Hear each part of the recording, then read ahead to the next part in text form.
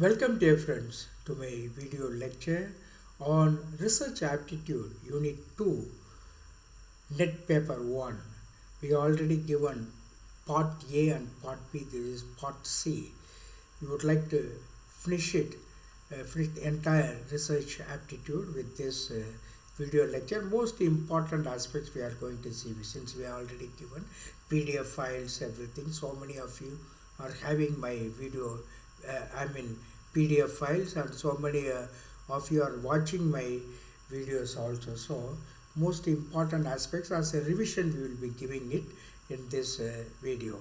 Let us straight away enter into the topic. I am Dr. I. J. Sudas, Father Dr. I. J. Sudas, a former associate professor and a research supervisor from St. Xavier's College of Education, Palayamkottai. After my retirement in 2017, I got retired, but still after retirement also I have just uploaded quite a lot of videos for the sake of net paper 1 net education students. So far I have given 288 videos. The journey continues on and on. I don't think that it will get stopped.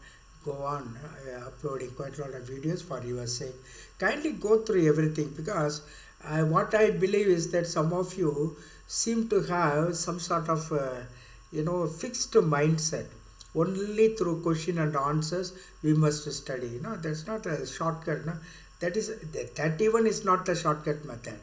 In my YouTube channel I have given so many materials which are very much relevant. I think even the recent examination, the 2025 June 3rd, so many questions are there from my videos. Why don't you just have a listening to that? Kindly go through that. You will get all the points whatever is necessary, and I will latest trends also I will be giving soon. So I am interested.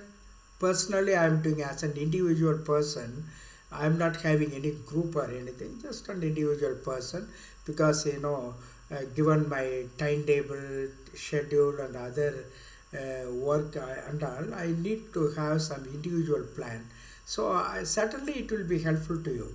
Not necessarily you must be watching my videos immediately. I will be uploading video after video related to net paper 1, net paper 2. You can always enter into my video channel, YouTube channel at JSUEC. I have given it in the description box itself. Kindly go through that. I'm sure you will be getting quite a lot of materials. Whatever you need for net paper 1, net paper 2, it is there. It is there. Kindly go through that. All these questions are being asked. There is nothing like hard work. Hard work is the mother of good luck. You should never want to have shortcut method. Just read anything and everything that you just find.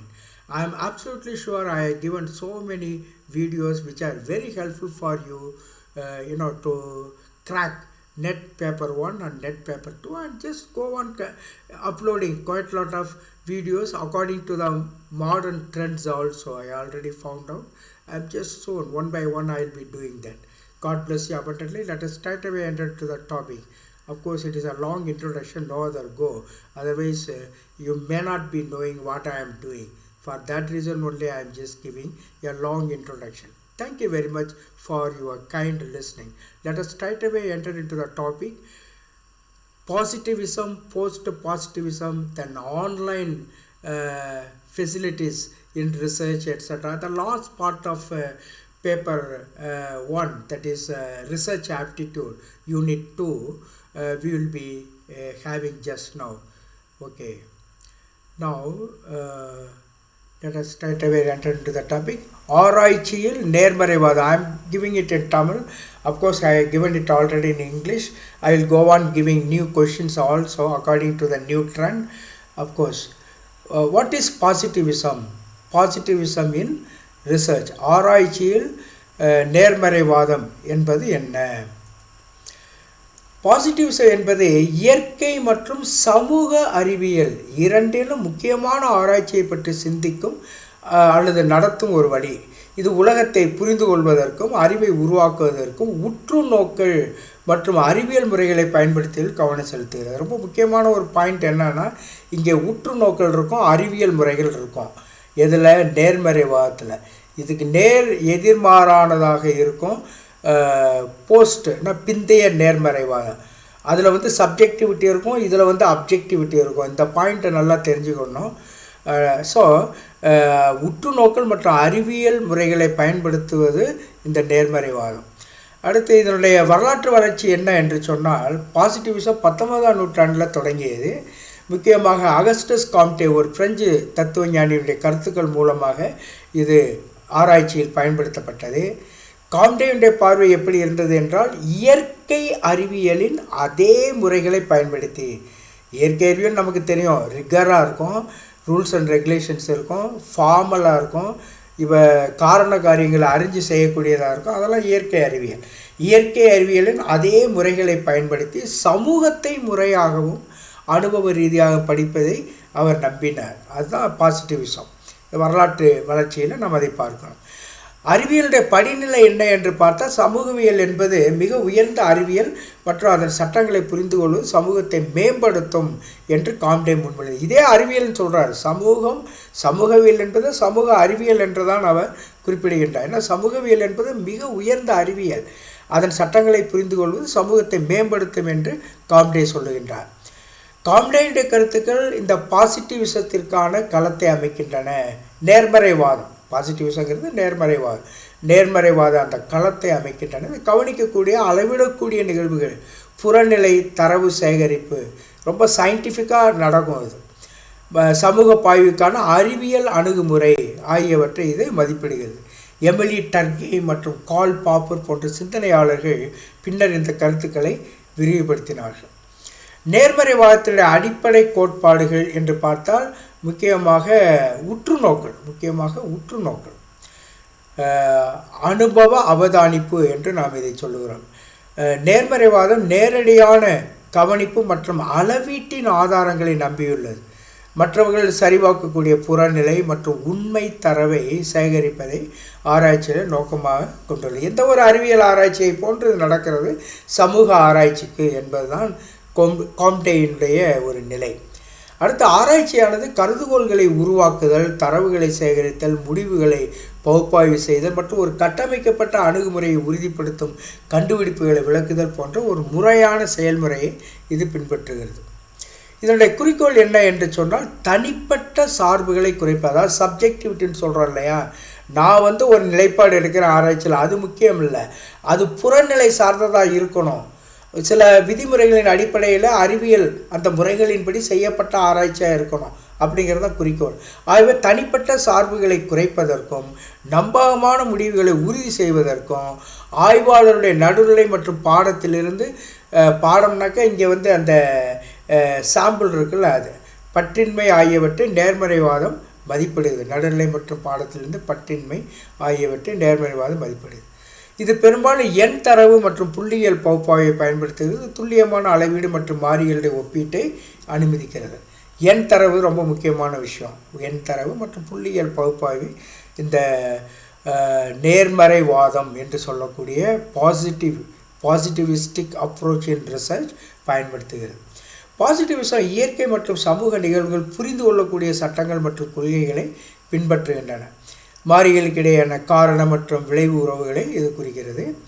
இதனுடைய முக்கியமான ஆதரவாளர்கள் யார் என்று சொன்னால், பாசிட்டிவிசத்தினுடைய நிறுவனர் சமூகத்தை படிக்க மேம்படுத்தவும் அறிவியல் கொள்கையை பயன்படுத்தி ஊக்குவிப்பவர் இந்த அகஸ்டே காம்டே.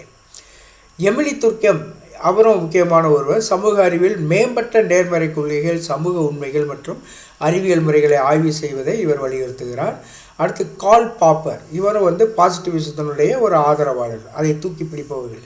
கண்டிப்பான நேர்மறைவாதியாக இல்லாவிட்டாலும் பாசிட்டிவிஸ்ட் சிந்தனையில் தாக்கத்தை ஏற்படுத்திய அறிவியல் கோட்பாடுகளை சரிபார்க்க அல்லது நிராகரிக்க பொய்த்தன்மை மற்றும் அனுபவ சோதனைகளை இவர் வலியுறுத்துகின்றார். அதாவது ஃபால்சிபிலிட்டின்னு சொல்லக்கூடிய ஒரு விஷயம் வந்து ட்ரூவாக இருக்கா ஃபால்ஸாக இருக்கா, அது போன்ற அந்த சோதனைகளை எல்லாம் இவர் வலியுறுத்தி இருக்கிறார். யார் என்று சொன்னால் இந்த கார்ல் பாப்பர் என்று சொல்லக்கூடிய இந்த ஆராய்ச்சியாளர். இதனுடைய விமர்சனங்கள் என்ன அப்படின்னு சொன்னால், இதை பற்றி குறைபாடுகள் என்ன சொல்கிறாருன்னா, பாசிட்டிவ் சிக்கலான சமூக மற்றும் மனித நிகழ்வுகளை அளவிடக்கூடிய மாறிகளுக்கு குறைத்து தரமான அம்சங்களை புறக்கணிப்பதன் மூலம் அவற்றை மிகைப்படுத்துகிறது. அதாவது ரொம்ப அளவுக்கு அதிகமாக இந்த கால்குலேஷன், ஸ்டாட்டிஸ்டிக்கல் மெத்தட்ஸு, ஹைபாத்தசிஸ் இப்படி ரொம்ப சயின்டிஃபிக் மெத்தட்ஸில் போகும் பொழுது சில தனிப்பட்ட நம்மளுடைய தனிப்பட்ட, அதாவது இந்த சப்ஜெக்டிவ் நேச்சர்னு சொல்கிறோமே, அந்த தரமான அம்சங்கள் அதுலேயும் வரலாம்.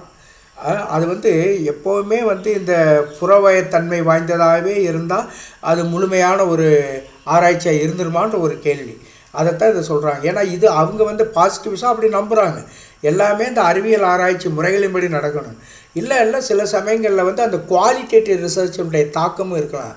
தரம் சார்ந்த, அதான் தரமான அம்சங்களை இது புறக்கணிக்கிறது. குவாலிட்டேட்டிவ் ரிசர்ச் முறைகளை இது சுத்தமாக புறக்கணிக்குது அப்படிங்கிறது ஒரு விமர்சனம். அடுத்து இது பெரும்பாலும் அகநிலை அனுபவங்கள், கலாச்சார சூழல்கள் மற்றும் வரலாற்று பின்னணிகளை கவனிப்பதில்லை. விரிவான புரிதலை கட்டுப்படுத்துவது. ஏன்னா இது ஒரு குறிப்பிட்ட முறையில் போகும்பொழுது விரிவான புரிதல் ஏற்படாது. ஆகவே இந்த அகநிலை அனுபவங்கள், சப்ஜெக்டிவ் எக்ஸ்பீரியன்ஸ் சொல்லக்கூடிய அகநிலை அனுபவம், கலாச்சார சூழல்களை இந்த பாசிட்டிவிசம் என்று சொல்லக்கூடிய நேர்மறைவாதம் ஏற்றுக்கொள்ளாது. அதனால் விரிவான புரிதலை இது கட்டுப்படுத்துகிறது. அது ரொம்ப முக்கியமான கருத்து. இந்த கருத்துக்களை எல்லாம் சரியாக பார்த்து கொள்ளுங்க, கடினம் என்று நினைக்காது. ஏன்னா இப்படியெல்லாம் கேள்விகள் கேட்கிறார்கள். மதிப்புகள் மற்றும் நெறிமுறைகளுடைய புறக்கணிப்பு. நேர்மறைவாதம் வேல்யூஸை பற்றி கவலைப்படுவதில்லை. புறநிலை அவதானிப்புகள் மற்றும் அளவீடுகள் மட்டும்தான் கவனம் செலுத்துகிறது. நெறிமுறை மற்றும் தார்மீக கருத்தாய்வுகள் இது ஓரம் கட்டுகிறது. ரொம்ப முக்கியமான விஷயம். இது வேல்யூ பேஸ்டுவாக இருக்காது. எது? இந்த நேர்மறைவாதம், பாசிட்டிவிஸ்டிக் அப்ரோச் இன் ரிசர்ச், நேர்மறைவாத கொள்கை என்பது வேல்யூஸை பற்றி கவலைப்படாது. அடுத்து மதிப்பு நடுநிலைமையுடைய அனுமானம். ஆராய்ச்சியாளர்கள் தவிர்க்க முடியாமல் தங்கள் வேலையில் சார்புகளை கொண்டு வருவதால் ஆராய்ச்சி முற்றிலும் புறநிலை மற்றும் மதிப்பு நடுநிலையாக இருக்க முடியும் என்ற எண்ணம் அது முடியாது. அதை அவங்க அப்படி நினச்சாலும் கூட முழுவதுமாக புறநிலை சார்ந்ததாக இருக்குது. அது அறிவியல் ஆராய்ச்சியினுடைய எல்லா வடிவங்களே ஒத்திருக்கிறதுன்னு நம்ம முழுசாக சொல்ல முடியாதுன்னு சொல்கிறாங்க. எப்படியாவது சப்ஜெக்டிவிட்டி கொஞ்சம் வராமல் இருக்காது. அதனால தான் இப்போவும் சொல்லுவோம், எந்த ஒரு ரிசர்ச்சுமே முழுமையானது அல்ல, கொஞ்சம் தவறுகள் இருக்கும் அப்படின்லாம் சொல்கிறோம். ஏன்னா 100% கரெக்டாக எந்த ஒரு ரிசர்ச்சும் இருக்கிறதுக்கு வாய்ப்பு இல்லை அப்படிங்கிறதெல்லாம் இதனுடைய எண்ணம் தான். ஆகவே பாசிட்டிவ்ஸை விஞ்ஞான ஆராய்ச்சியை பெரிதும் பாதித்திருக்கிறது. உலகை புரிந்து கொள்வதற்கான முறையான அணுகுமுறையை இது வழங்குகிறது. அது நிச்சயம். விஞ்ஞான ஆராய்ச்சியை பெரிதும் பாதித்திருக்கிறது. விஞ்ஞான ஆராய்ச்சிக்கு ரொம்ப தேவை. இந்த பாசிட்டிவ்ஸ கருத்துக்கள் ரொம்ப தேவை. அனுபவ ரீதியான கவனிப்பு, அறிவியல் முறைகள் மற்றும் அளவிடக்கூடிய தரவு ஆகியவற்றில் இது முக்கியத்துவம் வாய்ந்ததாக உள்ளது. குறிப்பாக இயற்கை மற்றும் சமூக அறிவியல்.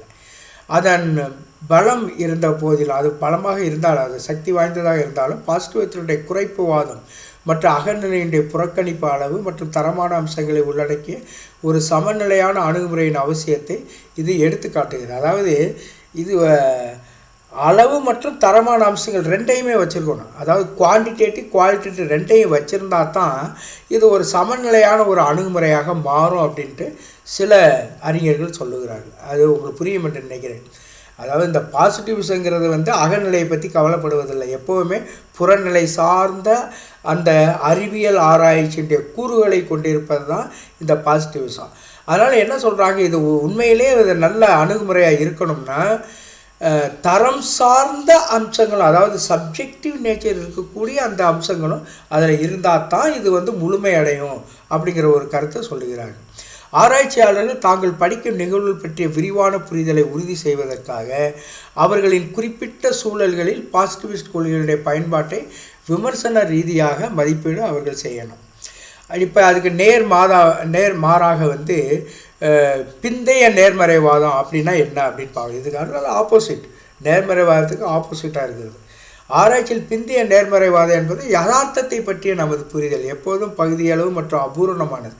இது எப்பொழுதுமே முழுமையாக இருக்காது. நம்மளுடைய தனிப்பட்ட கருத்துக்கள் அதில் இடம்பெறும் அப்படிங்கிற ஒரு விஷயம். ஆகவே இந்த பாசிட்டிவிசத்திற்கு அப்பால் இருக்குது. பாசிட்டிவிசம் என்பது அறிவியலும் புறநிலை சான்றுகளும் உலகத்தை பற்றி உண்மையை கண்டறிய முடியும் என்ற ஒரு நம்பிக்கை பாசிட்டிவிஸ்டில் இருக்குது. ஆனால் பிந்தைய நேர்மறைவாதம் இதை சவால் செய்கிறது, இதை சேலஞ்ச் பண்ணுது.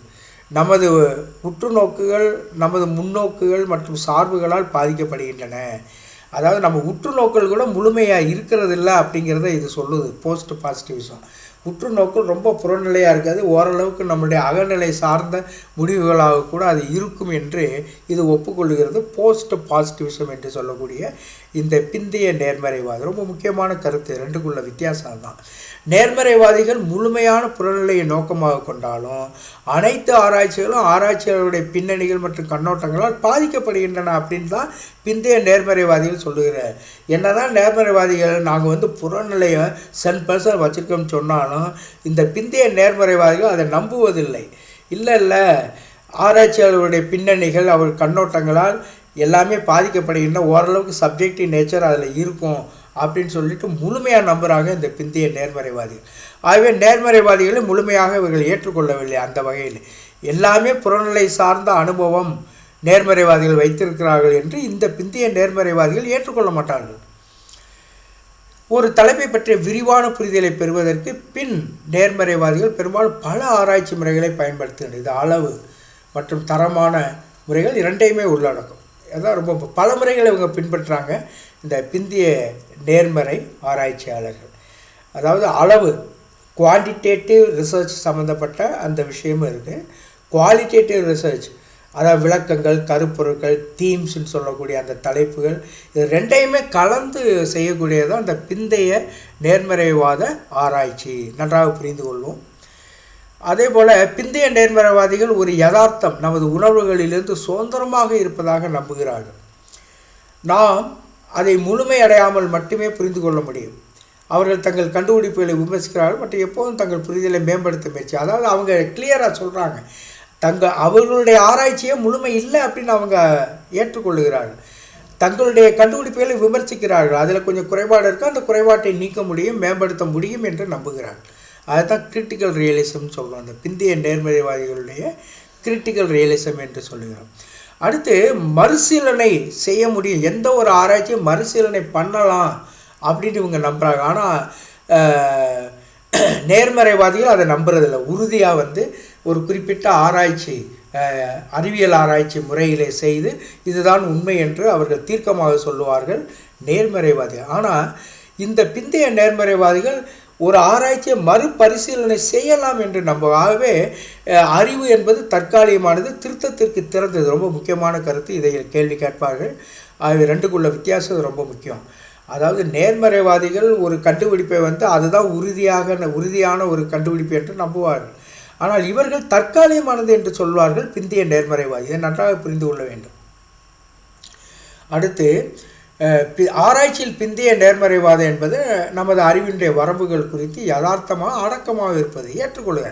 அது தங்கள்கிட்ட இருக்கக்கூடிய குறைபாடுகளை ஏற்றுக்கொள்வது, யதார்த்தமாக முடிவுகளை அணுகுவது, சிக்கலான கேள்விகளை அணுக பல்வேறு முறைகளை பயன்படுத்துவார்கள் மற்றும் எப்போதும் புதிய நுண்ணறிவு மற்றும் திருத்தங்களுக்கு திறந்திருப்பார்கள். அதாவது இப்படி திருத்தங்கள் வேண்டும், திருத்தங்களுக்கு வாய்ப்புகள் இருக்கிறது என்று நம்புபவர்கள் இந்த பிந்தைய நேர்மறைவாத ஆராய்ச்சியாளர். இது உங்களுக்கு புரியும் என்று நான் நம்புகிறேன். சில கேள்விகளை முன்வைப்போம். நேர்மறை ஆராய்ச்சியுடைய முதன்மை நோக்கம் என்ன? உற்று நோக்கக்கூடிய உண்மைகள் மூலம் சமூக நிகழ்வுகளை புரிந்து கொள்வது தான் நேர்மறை ஆராய்ச்சியுடைய முதன்மை நோக்கம். அதாவது பாசிட்டிவிசம் சமூக நிகழ்வுகளை புரிந்து கொள்வதற்கு அனுபவ தரவு மற்றும் கவனிக்கக்கூடிய உண்மைகளை பயன்படுத்துவதை வலியுறுத்துகிறது. புறநிலை அளவிடக்கூடிய அம்சங்களில் இது கவனம் செலுத்துகிறது. எந்த தத்துவ ஞானி பெரும்பாலும் நேர்மறைவாதத்தின் நிறுவனவராக கருதப்படுகிறார்? யாருன்னு சொல்லி கேட்டால் அகஸ்டே காம்டே. அவர் தான் நேர்மறைவாதத்தினுடைய தந்தையாக கருதப்படுகிறார், அகஸ்டே காம்டே. பாசிட்டிவிசம் எந்த ஆராய்ச்சி முறைக்கு வாதிடுகிறது? தரமான ஆராய்ச்சியா, அளவு ஆராய்ச்சியா, இனவியல் ஆராய்ச்சியா, அல்லது வரலாற்று ஆராய்ச்சி? அளவு ஆராய்ச்சி. இது குவான்டிடேட்டிவ் ரிசர்ச்சை தான் இது ரொம்ப, ஏன்னா அதுதான் அறிவியல் ஆராய்ச்சிக்கு பொருத்தமான அந்த கூறுகளை கொண்டிருப்பது. அளவு ஆராய்ச்சி முறைகளுடன் நெருக்கமாக இது தொடர்புடையது தான் பாசிட்டிவிசம். இது அளவீடு மற்றும் எண் தரவு பகுப்பாய்வு, ஸ்டாட்டிஸ்டிக்கல் அனாலிசிஸ்ன்னு சொல்கிறோமே, அதை வலியுறுத்துவது தான் இந்த பாசிட்டிவிசம். பின்வருவனவற்றில் பாசிட்டிவிஸ்ட் ஆராய்ச்சியுடைய முக்கிய பண்பு எது?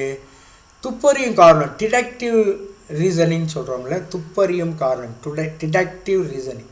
பாசிட்டிவிஸ்ட் ஆராய்ச்சி பொதுவாக டிடக்டிவ் ரீசனிங் அதை பயன்படுத்துது. அங்கு அனுமானங்கள், அனுபவ கண்காணிப்பு மற்றும் தரவு பகுப்பாய்வு மூலம் சோதிக்கப்படுகின்றன. ஆகவே இது வந்து டிடக்டிவ் ரீசனிங்கை பயன்படுத்துகிறது, நாட் இன்டக்டிவ் ரீசனிங். அடுத்து, நேர்மறை ஆராய்ச்சியில் தனிப்பட்ட சார்பு மற்றும் உணர்ச்சிகளுடைய பங்கு என்ன என்று சொன்னால், அவை ஒப்புக்கொள்ளப்பட்டவை ஆனால் குறைக்கப்பட்டுள்ளன. நேர்மறை ஆராய்ச்சியில் உணர்ச்சிகள், அதாவது ஓரளவுக்கு சப்ஜெக்டிவிட்டி இருக்கும், ஆனால் அது குறைக்கப்பட்டிருக்கின்றன என்று நம்புகின்றது இந்த நேர்மறை ஆராய்ச்சி. தனிப்பட்ட சார்பு மற்றும் உணர்ச்சிகளுடைய பங்கு என்ன, அது குறைக்கப்பட்டிருக்கும் என்று முடிந்த அளவிற்கு அது புறநிலை சார்ந்ததாக இருக்கும். ஏதோ கொஞ்சம் ஓரளவுக்கு கொஞ்சம் போல ஒரு சார்பு உணர்ச்சியுடைய பங்கு இருக்கும் என்று நேர்மறை ஆராய்ச்சி ஏற்றுக்கொள்கிறது. நேர்மறை ஆராய்ச்சி தனிப்பட்ட சார்பு மற்றும் உணர்ச்சிகளை ஒப்புக்கொள்கிறது, ஆனால் புறநிலை தரவு சேகரிப்பு மற்றும் பகுப்பாய்வு மூலம் அவற்றின் தாக்கத்தை குறைக்க முயல்கிறது. பின்வரும் ஆராய்ச்சி வடிவமைப்பு பொதுவாக நேர்மறைவாதத்தில் எந்த ஆராய்ச்சி வடிவமைப்பு பொதுவாக நேர்மறைவாதத்தில் தொடர்புடையது? பின்வரும் ஆராய்ச்சி வடிவமைப்பில் வழக்கு ஆராய்ச்சி இருக்குது, அடிப்படை கோட்பாடு இருக்குது, சீரற்ற கட்டுப்பாட்டு சோதனை இருக்குது, நிகழ்வியல் ஆராய்ச்சி இருக்குது. சீரற்ற கட்டுப்பாட்டு சோதனை, ரேண்டமைஸ்டு எக்ஸ்பெரிமெண்ட், சீரற்ற கட்டுப்பாட்டு சோதனை, ரேண்டமைஸ்டு கண்ட்ரோல்டு ட்ரையல்ஸ் என்பது பாசிட்டிவிஸ்டில் ஒரு பொதுவான ஆராய்ச்சி வடிவமைப்பு. சோதனை மற்றும் அளவு முறைகளை கவனம் செலுத்தக்கூடிய சீரற்ற கட்டுப்பாட்டு சோதனை, அது ஆர்சிடி அப்படின்னு சொல்கிறோம், ரேண்டமைஸ் கண்ட்ரோல்டு ட்ரையல்ஸ் அப்படின்னு சொல்கிறோம். பாசிட்டிவிசம் ஆய்வாளருடைய முன்னோக்கிலிருந்து சுதந்திரமாக ஆய்வு செய்யக்கூடிய ஒற்றை புறநிலை யதார்த்தம் இருப்பதாக கூறுது. இந்த பார்வை எவ்வாறு அறியப்படுகிறது? புறநிலைவாதம், objectivity, argument for objective notion, புறநிலைவாதம். அடுத்து, பாசிட்டிவிசம் என்பது ஒரு புறநிலை யதார்த்தத்தை எடுத்துக்கொள்கிறது, இது சுதந்திரமாக ஆய்வு செய்யப்படலாம், பெரும்பாலும் புறநிலைவாதம் என்று இது குறிப்பிடப்படுகிறது. ஆராய்ச்சி கண்டுபிடிப்புகளை மீண்டும் மீண்டும் செய்தல் மற்றும் நகலெடுப்பதன் மூலம் சரிபார்க்கும் செயல்முறையை விவரிக்க பின்வரும் சொற்களில் எது பயன்படுத்தப்படுகிறது? ஆராய்ச்சிகள் மீண்டும் மீண்டும் செய்வதற்கு பேர் என்ன அப்படின்னு கேட்குறாங்க. நம்பகத்தன்மை, ரிலையபிலிட்டி. மீண்டும் மீண்டும் செய்தாலும் அதனுடைய அளவை வந்து ஓரளவுக்கு அது ஓரளவுக்கு நம்பத்தகுந்ததாக இருக்குது, அவ்வளோ தூரத்துக்கு வித்தியாசம் இல்லை. ஆராய்ச்சியின் நம்பகத்தன்மை என்பது ஆராய்ச்சி கண்டுபிடிப்புகளுடைய நிலைத்தன்மை மற்றும் மீண்டும் மீண்டும் வருவதை குறிக்கிறது. மீண்டும் மீண்டும் செய்தாலும் அதே ஏறத்தாழ அதே ஃபிகர்ஸ் நமக்கு கிடைக்குது அப்படின்னு சொல்லக்கூடிய நம்பகத்தன்மை. பாசிட்டிவிஸ்ட் ஆராய்ச்சியில் கோட்பாட்டு வளர்ச்சியின் முதன்மை இலக்கு என்ன? அனுபவ சோதனைக்கான அடித்தளத்தை வழங்குறது தான் அதனுடைய முக்கியமான கருத்து. பாசிட்டிவிஸ்டில் நிஜ உலக நிகழ்வுகளுடைய அனுபவ சோதனை மற்றும் அவதானிப்புக்கான, அதாவது உற்றுநோக்கலுக்கான அடிப்படையாக கோட்பாடு மேம்பாடு செயல்படுகிறது. பிந்தைய பாசிட்டிவிஸ்ட் அணுகுமுறை ஆராய்ச்சி முறைகள் என்று பார்க்கின்ற பொழுது பிந்தைய கலப்பு முறைகள் ஆராய்ச்சியை இந்த பிந்தைய பாசிட்டிவிஸ்ட் அணுகுமுறை மேற்கொள்ளுகிறது. பிந்தைய நேர்மறைவாதம் பெரும்பாலும் தரமான மற்றும் அளவு அணுகுமுறைகளை ஒருங்கிணைத்து கலப்பு முறைகள் ஆராய்ச்சியை பயன்படுத்துவது முக்கியமான கருத்து. இந்த அணுகுமுறை புள்ளியியல் பகுப்பாய்வை சூழலியலில் புரிதலுடன் ஒருங்கிணைப்பதன் மூலம் ஆராய்ச்சி தலைப்பை பற்றிய விரிவான புரிதலை செயல்படுத்துகிறது. அடுத்து, கேஸ் ஸ்டடிஸ். வழக்கு ஆய்வுகள் பொதுவாக குறிப்பிட்ட நிகழ்வுகளை ஆழமாக ஆராய்வதற்கும் அவற்றை பல கோணங்களில் ஆய்வு செய்வதற்கும் விசாரணையின் கீழ் உள்ள நிகழ்வுகளை நுணுக்கமாக புரிந்து கொள்வதற்கும் பிந்தைய நேர்மறை ஆராய்ச்சியில் பயன்படுத்தப்படுகின்றன. கேஸ் ஸ்டடிஸ் ரொம்ப பயன்படுத்தப்படுது இந்த போஸ்ட் பாசிட்டிவிஸ்டிக் ரிசர்ச், பிந்தைய நேர்மறை ஆராய்ச்சியில் அதிகமாக பயன்படுத்தப்படுது. அடுத்து, உள்ளடக்க பகுப்பாய்வு. உள்ளடக்க பகுப்பாய்வு உரை, காட்சி அல்லது ஆடியோ தரவை பகுப்பாய்வு செய்ய தரவுக்குள் வடிவங்கள் மற்றும் கருப்பொருட்களை அடையாளம் காண பயன்படுகிறது. இந்த முறையானது அதன் சூழலில் தரவை விளக்குவதற்கு அனுமதிப்பதன் மூலம் பிந்தைய நேர்மறை அணுகுமுறையுடன் ஒத்துப்போகிறது. ஆகவே பாசிட்டிவிசத்திற்கு பிந்தைய அணுகுமுறையானது பாசிட்டிவிசத்தினுடைய கடுமையான புறநிலைத்தன்மையை சவால் செய்கிறது. அகநிலை, விளக்கம் மற்றும் ஆராய்ச்சி பல முன்னோக்குகளுடைய முக்கியத்துவத்தை இந்த பிந்தைய பாசிட்டிவிசம், பிந்தைய நேர்மறைவாதம் அங்கீகரிக்கிறது, ஏற்றுக்கொள்கிறது. இது விமர்சன யதார்த்தவாதம், பொய்மைத்தன்மை மற்றும் யதார்த்தத்தை பற்றிய நமது புரிதலை மேம்படுத்த பல்வேறு ஆராய்ச்சி முறைகளை பயன்படுத்துவதை ஆதரிக்கிறது. விமர்சனங்கள் இல்லாவிட்டாலும் சமகால ஆராய்ச்சியில் பிந்தைய நேர்மறை அணுகுமுறை தொடர்ந்து குறிப்பிடத்தக்க பங்கை இது வகிக்கிறது. நம்மை சுற்றியுள்ள உலகத்தை பற்றி விரிவான மற்றும் நுணுக்கமான புரிதலை வளர்க்கிறது. அப்படிங்கிறது தான் நாம் சொல்வது. அடுத்து சில கேள்விகளை முன்வைப்போம். ஆராய்ச்சியில் பிந்தைய நேர்மறைவாதத்திற்கு பின்னால் உள்ள மைய கருத்து என்ன? புறநிலை உண்மைகளை தேடும் பாசிட்டிவத்திற்கு மாறாக அகநிலை மற்றும் விளக்கத்தால் ஆராய்ச்சி பாதிக்கப்படுவது என்பதை பிந்தைய நேர்மறைவாதம் அங்கீகரிக்கிறது. எந்த தத்துவ ஞானியினுடைய பணியானது பிந்தைய நேர்மறை சிந்தனையை பெரிதும் பாதிக்கிறது? அதனால் இமானுவேல் காண்ட். இமானுவேல் காண்டினுடைய தத்துவம் குறிப்பாக பியோர் ரீசனிங் பற்றிய அவரது விமர்சனம், விளக்கத்தினுடைய பங்கு மற்றும் மனித அறிவின் வரம்புகளை, அதாவது லிமிட்டேஷன்ஸ் சொல்கிறோமே, அந்த குறை, எவ்வளோ தூரம் மனித அறிவு போகும், அதனுடைய எல்லை, மனித அறிவுடைய வரம்புகளை வலியுறுத்துவதன் மூலம் பிந்தைய நேர்மறை சிந்தனைக்கான அடித்தளத்தை அமைத்தது யார் என்று சொன்னால் இமானுவேல் காண்ட். ஆகவே அந்த அகஸ்டஸ் காம்டே என்பவர் நேர்மறைவாதம், இமானுவேல் காண்ட் என்பவர் பிந்தைய நேர்மறைவாதம் அல்லது போஸ்ட் பாசிட்டிவிஸ்டிக் ரிசர்ச், போஸ்ட் பாசிட்டிவிசம், அதுக்கு இமானுவேல் காண்ட். நன்றாக புரிந்து கொள்ள இந்த கேள்வியெல்லாம் கேட்கிறார்கள். நான் இப்பொழுது நடந்த இந்த தேர்வு இந்த 2-3 நாட்களுக்கு 3 ஜனவரி 2025 கேட்ட கேள்விகளை கூட பார்த்தோம் என்று சொன்னால் இது போன்ற கேள்விகள்லாம் வந்து கொண்டிருக்கின்றன. ஆகவே எதையுமே நீங்கள் விடாமல் நன்றாக ஒரு முறை நான் கூறுவதையெல்லாம் நீங்கள் படித்து கொண்டால் நிச்சயமாக உங்களால் நிறைய மதிப்பெண்கள் பெற 100க்கு 100 கூட வாங்க முடியும் என்று நான் கருதுகிறேன். பிந்தைய நேர்மறைவாதம் ஒற்றை புறநிலை யதார்த்தத்தின் கருத்தை சவால் செய்கிறது மற்றும் அதற்கு பதிலாக பரிந்துரைக்கிறது. எப்படி? அதாவது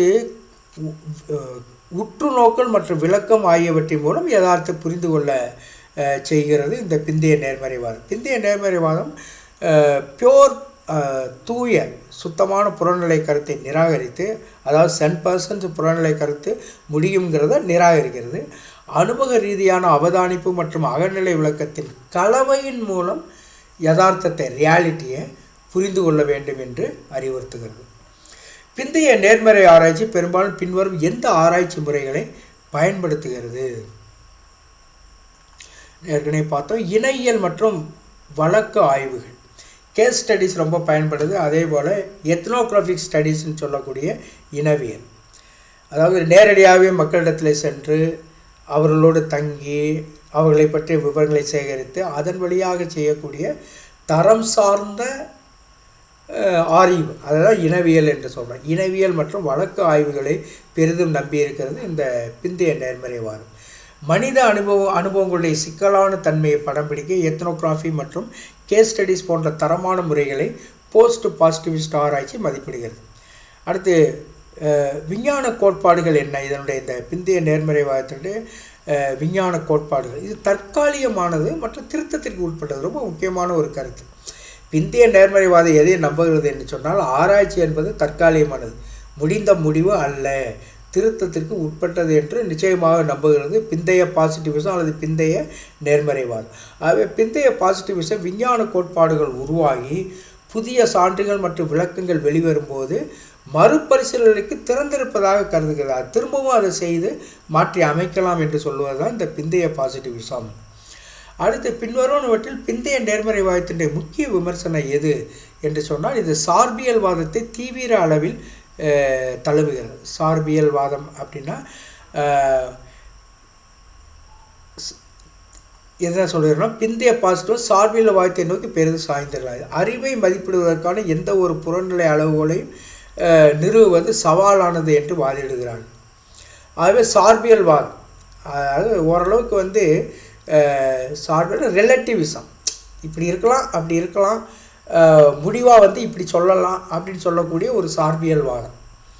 பிந்தைய பாசிட்டிவிஸ்ட் ஆராய்ச்சியில் இன்டர் சப்ஜெக்டிவிட்டி என்ற கருத்து எவ்வாறு குறிப்பிடப்படுகிறது? தனிநபர்களுக்கிடையே பகிரப்பட்ட பொருள் மற்றும் புரிதலாக இன்டர் சப்ஜெக்டிவிட்டி அப்படிங்கிற, அதாவது மனிதர்களுக்கிடையே இருக்கக்கூடிய அந்த ஒரு உறவு, ஒருவர் மாற்றி ஒருவர் பற்றி அந்த கருத்து இன்டர் சப்ஜெக்டிவிட்டி அப்படிங்கிற கருத்து, இன்டர் சப்ஜெக்டிவிட்டி என்ற கருத்தை இந்த பிந்தைய பாசிட்டிவிசம் கொண்டிருக்கிறது. அதனுடைய அர்த்தம் என்ன என்று சொன்னால், தனிநபர்களுக்கிடையே பகிரப்பட்ட பொருள் மற்றும் புரிதல் அப்படிங்கிறத இந்த பிந்தைய பாசிட்டிவிசம் சொல்லுகிறது. இந்த பிந்தைய பாசிட்டிவிஸ்ட் ஆராய்ச்சியில் உள்ள இடைநிலைத்தன்மை என்பது ஆராய்ச்சியாளர்கள் மற்றும் பங்கேற்பாளர்களை பகிரப்பட்ட புரிதல், ஷேர்டு அண்டர்ஸ்டாண்டிங் அண்ட் மீனிங் சொல்லுவாங்க. ஷேர்டு அண்டர்ஸ்டாண்டிங், ஷேர்டு மீனிங் என்று வார்த்தைகளிலே சொல்லுவோம். பகிரப்பட்ட புரிதல் மற்றும் அர்த்தத்தை குறிக்கிறது. விளக்கங்கள் அகநிலை ஆனால் கூட்டாக புரிந்து கொள்ளும். அகநிலையான விளக்கம் என்று சொன்னால், அதாவது சப்ஜெக்டிவாக இருந்தாலும் ஒரு குறிப்பிட்ட குழு அதை ஒரு விஷயத்தை சொல்லுகிறது என்று சொன்னால் கூட கூட்டாக புரிந்து கொள்ள முடியும்.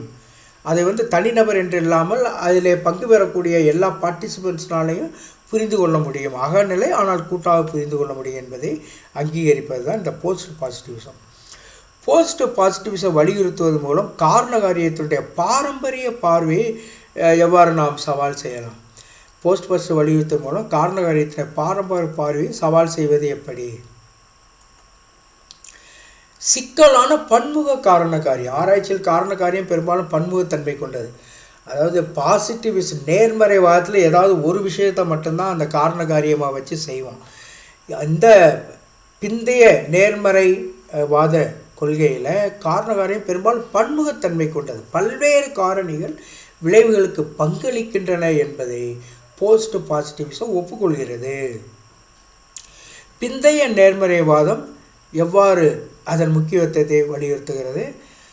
அறிவை வடிவமைப்பது ஆராய்ச்சியாளர்களுடைய பங்கு. அறிவை வடிவமைப்பது, தரவை விளக்குவது ஆராய்ச்சியாளருடைய செயலில் உள்ள பங்கை போஸ்ட் பாசிட்டிவிசம் அங்கீகரிக்கிறது.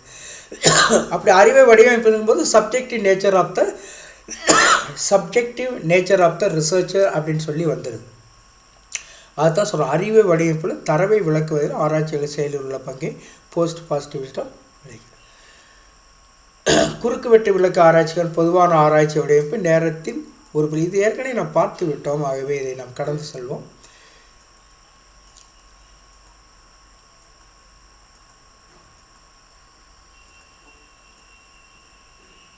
வரலாற்று ஆய்வுடைய முதன்மை நோக்கம் என்ன? கடந்த கால நிகழ்வுகளை புரிந்து கொள்ளவும் விளக்குவது. வரலாற்று ஆராய்ச்சி என்பது வரலாற்றை நன்கு புரிந்து கொள்ள கடந்த கால நிகழ்வுகளை ஆய்வு செய்து பகுப்பாய்வு செய்வதை நோக்கமாக கொண்டிருக்கிறது. பின்வருவனவற்றில் எது வரலாற்று ஆராய்ச்சியின் சிறப்பியல்பு அல்ல? புள்ளியியல் தரவுகளுடைய பயன்பாடு வரலாற்று ஆராய்ச்சியில் இடம்பெறாது. வரலாற்று ஆராய்ச்சி புள்ளி விவர இது குவாலிட்டேட்டிவ் ரிசர்ச், தரம் சார்ந்த ஆராய்ச்சி. ஆகவே வரலாற்று ஆராய்ச்சியானது புள்ளி விவர தரவை காட்டிலும் தரமான தரவு மற்றும் விவரிப்புகளை அதிகம் சார்ந்துள்ளது. வரலாற்று ஆராய்ச்சியில் ஆய்வு செய்யப்பட்ட காலத்தில் உருவாக்கப்பட்ட ஆவணம், கலைப்பொருள் அல்லது பதிவுக்கான சொல் என்ன? முதன்மை ஆதாரங்கள் ஆய்வு காலத்தில் உருவாக்கப்பட்ட அசல் பொருட்கள், மதிப்புமிக்க வரலாற்று நுண்ணறிவுகளை வழங்குவது. எந்த வரலாற்று ஆராய்ச்சி முறை ஏற்கனவே உள்ள ஆவணங்கள் மற்றும் பதிவுகளை மாற்றாமல் அல்லது தொந்தரவு செய்யாமல் ஆய்வு செய்வதை உள்ளடக்கியது. அது காப்பக ஆராய்ச்சி. ஆவணங்கள் மற்றும் டாக்குமெண்டரி ரிசர்ச். காப்பக ஆராய்ச்சி ஆவணங்கள் மற்றும் பதிவுகள் அவற்றின் அசல் நிலையில் படிப்பதை காப்பக ஆராய்ச்சி உள்ளடக்கியது. பின்வருவனவற்றில் எது வரலாற்று ஆராய்ச்சியுடைய வரம்பு? வரலாற்று பதிவுகளுடைய துல்லியத்தை சரிபார்க்குவதில் சிரமம் இருக்கிறது. அது வரலாற்று ஆராய்ச்சியுடைய லிமிட்டேஷன். அது துல்லியமாக ஒரு விஷயத்தை நம்ம பார்க்க முடியாது.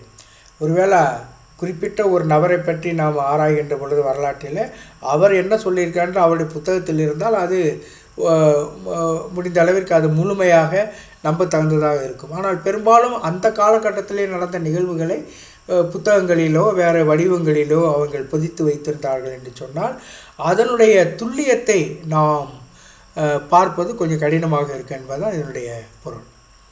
ஒரு குறிப்பிட்ட வரலாற்று காலம் அல்லது நிகழ்வின் முறையான மற்றும் விரிவான ஆய்வுக்கான சொல் எது? அது வரலாற்று விசாரணை, ஹிஸ்டாரிக்கல் இன்கொயரி. வரலாற்று விசாரணை என்பது ஒரு குறிப்பிட்ட வரலாற்று காலம் அல்லது நிகழ்வை முழுமையாக ஆய்வு செய்வதை உள்ளடக்கியது. வரலாற்று நிகழ்வு பற்றிய தனிப்பட்ட அறிவை கொண்ட நபர்களுடன் நேர்காணல் நடத்துவதை உள்ளடக்கிய ஆராய்ச்சி முறை எது? வாய்வழி வரலாறு. அதாவது அந்த காலத்தில் வாழ்ந்த ஒரு சிலரை கண்டுபிடிச்சு அந்த காலத்தில் ஏதோ ஒரு விஷயத்தை ஆராயிறோம்னா அந்த காலத்தில் யார் வாழ்ந்தாங்களோ அவங்கள்ட்ட போய் நாம் இந்த இன்டர்வியூ வழியாக சில நிகழ்வுகளை தரவுகளை நாம் சேகரிக்கின்ற பொழுது அது வாய்வழி வரலாறு. வாய்வழி வரலாறு என்பது வரலாற்று நிகழ்வுகளை அனுபவித்த நபர்களிடம் நேரடியாக கணக்குகளை, டேட்டாவை சேகரிப்பதை உள்ளடக்கியது. வரலாற்று ஆய்வுகளை மேற்கொள்ளும்போது அனாக்ரோனிசம்னு அப்படிங்கிற ஒரு ஆங்கில வார்த்தை அது எதை குறிக்கிறது? அது எதுனா தவறான நேரத்தில் நிகழ்வுகளை வைப்பது போன்ற கால வரிசை பிழை. அதாவது இந்த ஆண்டுகள் இருக்குது, ஆண்டுகளை மாற்றி மாற்றி சொன்னோம்னா அந்த காலத்தில் நடந்த ஒரு விஷயத்தை குரோனாலாஜிக்கல்னு சொன்னால் குறிப்பிட்ட ஆண்டு வரிசைப்படி நம்ம சொல்லணும். அதை மாற்றி மாற்றி சொன்னால் அதுக்கு பேர் அனோக்ரோனிசம் அப்படிங்கிற ஒரு சொல். அது ஹிஸ்டாரிக்கல் ரிசர்ச் பண்ணும்பொழுது கவனிக்க வேண்டிய ஒன்று. அக்ரோனிசம் என்பது நிகழ்வுகள், நபர்கள் அல்லது பொருட்களை தவறான வரலாற்று நேரத்தில் வைப்பதில் ஏற்படக்கூடிய ஒரு தவறு. பின்வருவனவற்றில் எது அளவு வரலாற்று ஆராய்ச்சிக்கு எடுத்துக்காட்டு? 19ஆம் நூற்றாண்டில் சராசரி ஆயுட்காலம் கணக்கிடுவது ஒரு நிச்சயமாக ஒரு அளவு வரலாற்று ஆராய்ச்சி. ஏன்னா இது கணக்கீடு இருக்கிறது. அளவு வரலாற்று ஆராய்ச்சி என்பது எண் தரவு மற்றும் புள்ளியியல் பகுப்பாய்வு ஆகியவற்றை பயன்படுத்துகிறது. வரலாற்று ஆராய்ச்சியில் வரலாற்றியல் என்ற சொல் எதை குறிக்கிறது? ஹிஸ்டாரிசிசம் அப்படிங்கிறது வரலாற்றியல். வரலாற்று முறைகள் பற்றிய ஆய்வை குறிக்கிறது. வரலாற்றியல் என்பது வரலாற்று ஆசிரியர்கள் தங்கள் ஆராய்ச்சியில் பயன்படுத்திய வழிமுறைகள் மற்றும் விளக்கங்களை ஆய்வு செய்வது. அடுத்து, தரமான ஆராய்ச்சியினுடைய முதன்மை இலக்கு என்ன? தரமான ஆராய்ச்சியானது தரவை அளவிடுவதை விட சிக்கலான நிகழ்வுகளின் நுணுக்கங்களை ஆராய்ந்து புரிந்து கொள்வதை நோக்கமாக கொண்டுள்ளது. பின்வருவற்றில் தரமான ஆராய்ச்சியில் பொதுவான தரவு சேகரிப்பு முறை அது ஆழமான நேர்காணல்கள் தரமான ஆராய்ச்சியில் ஒரு பொதுவான தரவு சேகரிப்பு. இது ஏற்கனவே நான் பார்த்து விட்டோம், ஆகவே கடந்து செல்வோம். இது ஏற்கனவே அந்த பிடிஎஃப் ஃபைலும் இது நிறைய இருக்கின்ற காரணத்தால் நீங்கள் அதை பார்த்து கொள்ள முடியும். ஆகவே புதிதாக படிப்பதற்கு நாம் முக்கியத்துவம் கொடுப்போம்.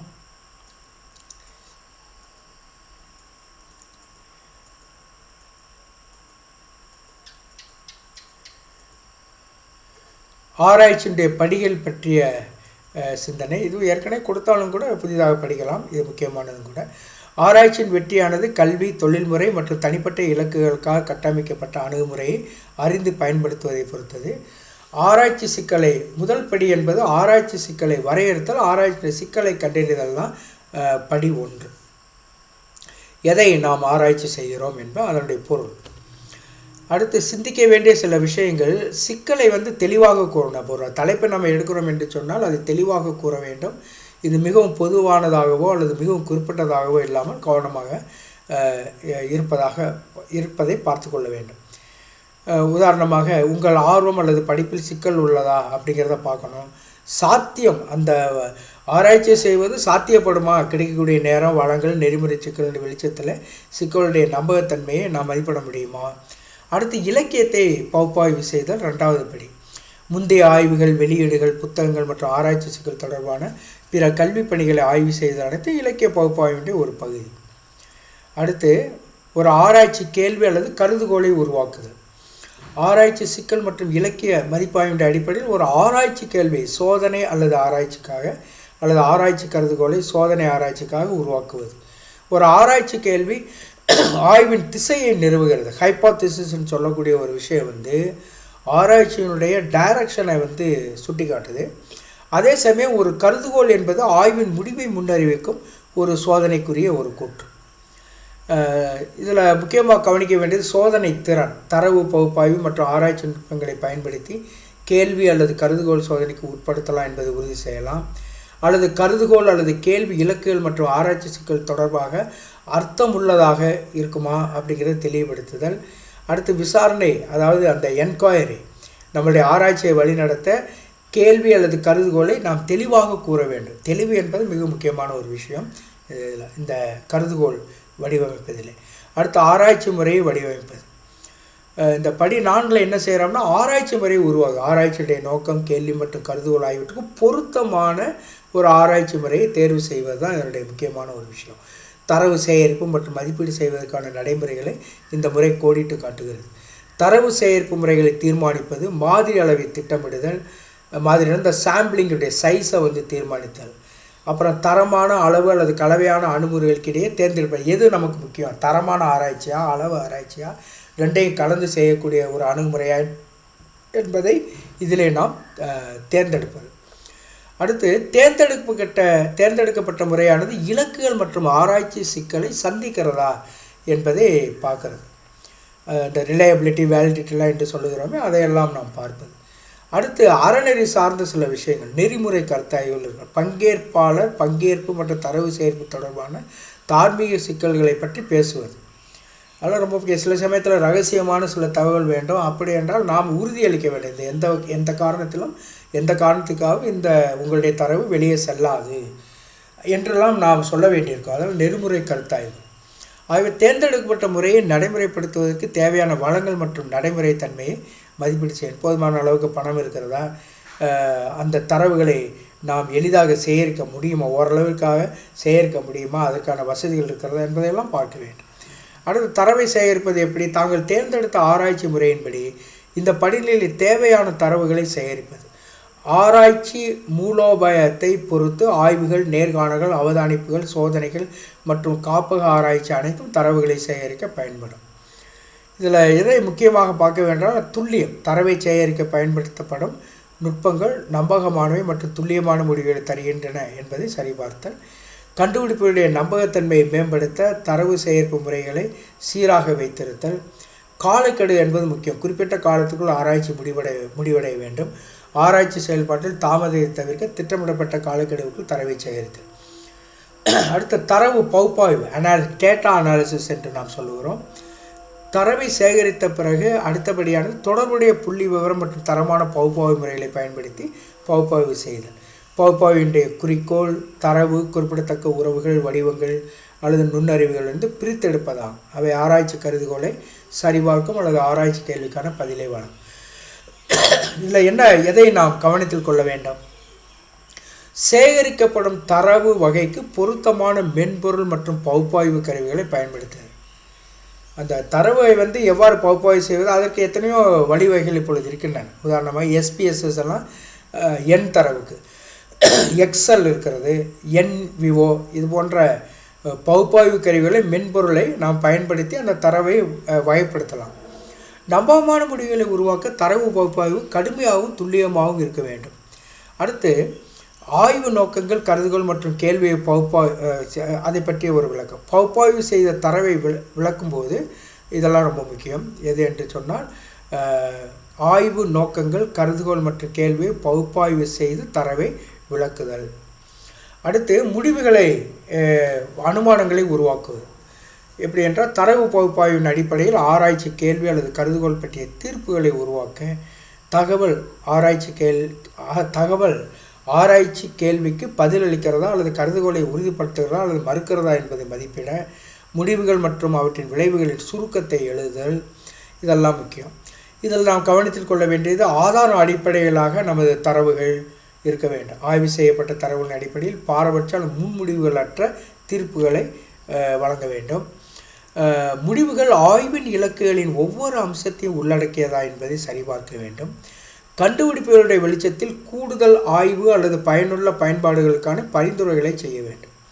அடுத்து முடிவுகள், கண்டுபிடிப்புகளை தெரிவித்தல். ஒரு அறிக்கை, விளக்கக்காட்சி, ஆய்வறிக்கை அல்லது ஆய்வு கட்டுரையில் ஆராய்ச்சி கண்டுபிடிப்புகளை தெளிவாக தெரிவிக்க.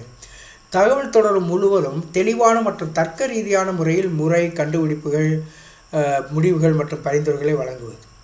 இதில் நாம் கவனத்தில் கொள்ள வேண்டியது தெளிவு. சரியான வார்த்தைகள் மற்றும் படங்களை பயன்படுத்தி ஆராய்ச்சி கண்டுபிடிப்புகளை தெளிவாக தெரிவித்தல். இலக்கு பார்வையாளர் அவர்களுடைய புரிதல் மற்றும் ஆர்வத்தின் அளவை கருத்தில் கொண்டு உத்தேசத்தில் உள்ள பெறுநர்களுக்கு செய்தியை மாற்றி அமைத்தல். ஈடுபாடு, ஆய்வின் முடிவுகளின் முக்கியத்துவம் மற்றும் பொருந்தக்கூடிய தன்மையை வலியுறுத்துவதன் மூலம் பார்வையாளர்களை ஈர்ப்பது. ஒரு அறிக்கை, விளக்கக்காட்சி, ஆய்வறிக்கை மற்றும் ஆய்வு கட்டுரையில் ஆராய்ச்சி கண்டுபிடிப்புகளை தெளிவாக தெரிவித்தல். அடுத்து தகவல் தொடர் முழுவதும் தெளிவான மற்றும் தர்க்க ரீதியான முறை, கண்டுபிடிப்புகள், முடிவுகள் மற்றும் பரிந்துரைகளை வழங்குவது. கவனத்தில் கொள்ள வேண்டியது சரியான வார்த்தைகள் மற்றும் படங்களை பயன்படுத்தி ஆராய்ச்சி கண்டுபிடிப்புகளை தெளிவாக தெரிவித்தல். அடுத்து இலக்கு பார்வையாளர் யாருக்கு நாம் கொடுக்கின்றோமோ அவர்களுடைய புரிதல் மற்றும் ஆர்வத்தின் அளவை கருத்தில் கொண்டு உத்தேசத்துள்ள பெறுநர்களுக்கு யாருக்கு நாம் அதை இந்த ஆராய்ச்சி ஒரு குறிப்பிட்ட கம்பெனிக்கோ அல்லது அரசுக்கோ செய்கிறோம் என்று சொன்னால் அந்த செய்தியை உத்தேசத்துள்ள பெறுநர்களுக்கு செய்தியை மாற்றி அமைத்தல். ஈடுபாடு,